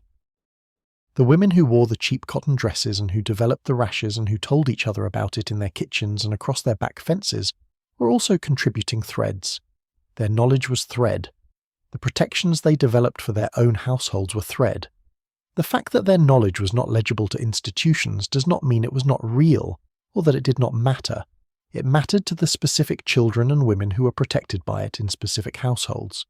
It mattered as evidence of the human capacity to generate and transmit protective knowledge outside institutional frameworks, a capacity that is the foundation on which institutional frameworks can be built when the political conditions for their construction are created.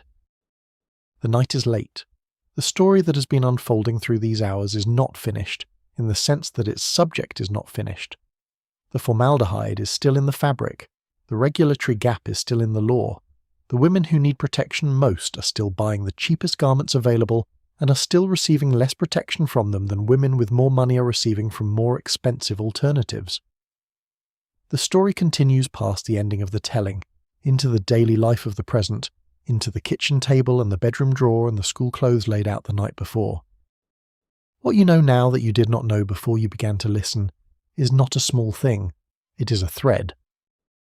There is a specific kind of reckoning that this type of story requires of its listener, a reckoning that goes beyond the informational and into the relational. To understand that a harm was distributed by class and race is to understand something about the society that produced and sustained the distribution, and about one's own position within that society.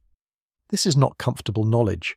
It is knowledge that implicates systems that most people are embedded in whether or not they chose to be, systems that continue to function and to distribute harm in the patterns that this history describes. The discomfort of that knowledge is appropriate. It is the beginning of the kind of attention that produces change, however slowly. The women who bore the harm of formaldehyde in cheap clothing were not symbols or abstractions. They were specific women in specific places with specific names that history has not preserved and specific experiences that the documentary record has absorbed into aggregate statistics. Their individuality is not recoverable from this distance, but their reality is. They were real. Their suffering was real. The institutional choices that directed that suffering toward them rather than toward more powerful and more protected populations were real choices made by real people and real institutions. The story of how that suffering occurred and why it persisted is a real story, not a fable or a metaphor. It happened. In the specific embodied historical sense of the word, it happened to them. The people to whom the equivalent harm is happening now are also real. They are in households across the country and across the world. They are buying the cheapest available clothing because it is the cheapest available clothing and they need clothing. They are developing skin reactions that they may or may not connect to their clothing. They are managing those reactions with over-the-counter remedies and with the folk wisdom that has circulated through their communities about which garments to be careful with. They are doing all of this without any meaningful regulatory protection from the harm, without information that would allow them to make fully informed purchasing decisions, and without the institutional attention that would be forthcoming if they were a different kind of people in a different kind of situation. This is the contemporary state of an old story. It does not have a tidy ending, and the telling of it does not resolve into the comfortable closure that some nighttime stories provide. What it offers instead is the particular kind of rest that comes from understanding something that was previously obscure, from seeing a pattern that was previously invisible, from knowing the shape of a problem that was previously felt but unnamed. Understanding does not solve the problem. It is the beginning of the conversation that might. The breath is slow now. The night is very late. The story is as told as it can be told in one sitting, which is not all of it, which it never is with stories this old and this large. But it is enough to take into sleep, enough to carry forward into the morning when the choices of the day present themselves again, and the threads of this story can be woven, in small ways, into the larger fabric of how a society decides to treat the people it has not always treated well. The house is very quiet now. Outside, the night has settled into the particular stillness that comes late, when the sounds of the day have finished and the sounds of the morning have not yet begun. The spaces between things are soft and dark, and the breath comes slower. The story we have been following through these hours is not a comfortable one. It is the story of a harm that was predictable, that was predicted by the people who saw it first, and that was allowed to persist because the people experiencing it were not the people whose suffering carried institutional weight. It is the story of chemistry applied without sufficient care for consequence, of economics optimized without sufficient regard for the bodies caught in the optimization, of regulation structured to serve the industries it purports to oversee rather than the people it purports to protect. But it is also the story of the women who noticed, the women whose skin told them what their labels would not, the women who talked to each other about which garments to avoid and which stores carried the worst offenders, building an informal network of protective knowledge that the institutions responsible for their safety had failed to provide. The women whose case reports appeared in dermatology journals and whose experiences accumulated slowly over decades into the body of evidence that eventually produced some degree of response. The women whose bodies were the instruments by which the harm was measured, who bore the cost of generating the evidence that should have been generated by testing before the garments ever reached them. This story connects to older stories, the radium dial painters who glowed in the dark and whose employers told them the paint was harmless, the match girls of the Bryant and May factory whose jawbones dissolved from phosphorus exposure while their employers denied any connection, the women who have always been positioned at the point where the costs of industrial convenience are paid by the body, because their bodies have been valued least by the systems that created those costs. The thread connecting these stories is not coincidence. It is the consistent operation of a logic that assigns different worth to different lives and structures, its industries and its regulations accordingly. The Easy Care label is still on the garment. The wrinkle-free finish is still being applied in factories you will never see to fabric, that will travel thousands of miles before it folds against your skin or your child's skin. The gap between what the label tells you and what the garment contains has not been closed. But the knowledge exists now in a form that it did not exist in the 1950s, in a form that is available to you in a way that it was not available to the woman who smoothed the cotton dress on the kitchen table and wrapped it for her daughter without knowing what she was handing across. Let the night settle. let the breath come slow. The story is finished for tonight, though the story it describes is not finished yet. It will continue to be made in the garment factories and the regulatory offices and the hospital clinics and the kitchen tables of families making the best decisions they can with the information they have been given. What you have heard tonight is part of the information that was missing from those decisions for a very long time. Before you sleep tonight, one question for the comments. When you check a clothing label, what do you look for now that you know this story? Have you checked what country your most worn garments come from and whether that country has formaldehyde limits for consumer textiles? The information is out there, and so are you, awake enough now to find it. Thank you so much for watching. If you would like to see more videos like this, please consider leaving a like and subscribing to the channel, as it really helps us continue making more content. Anyways, see you in the next one.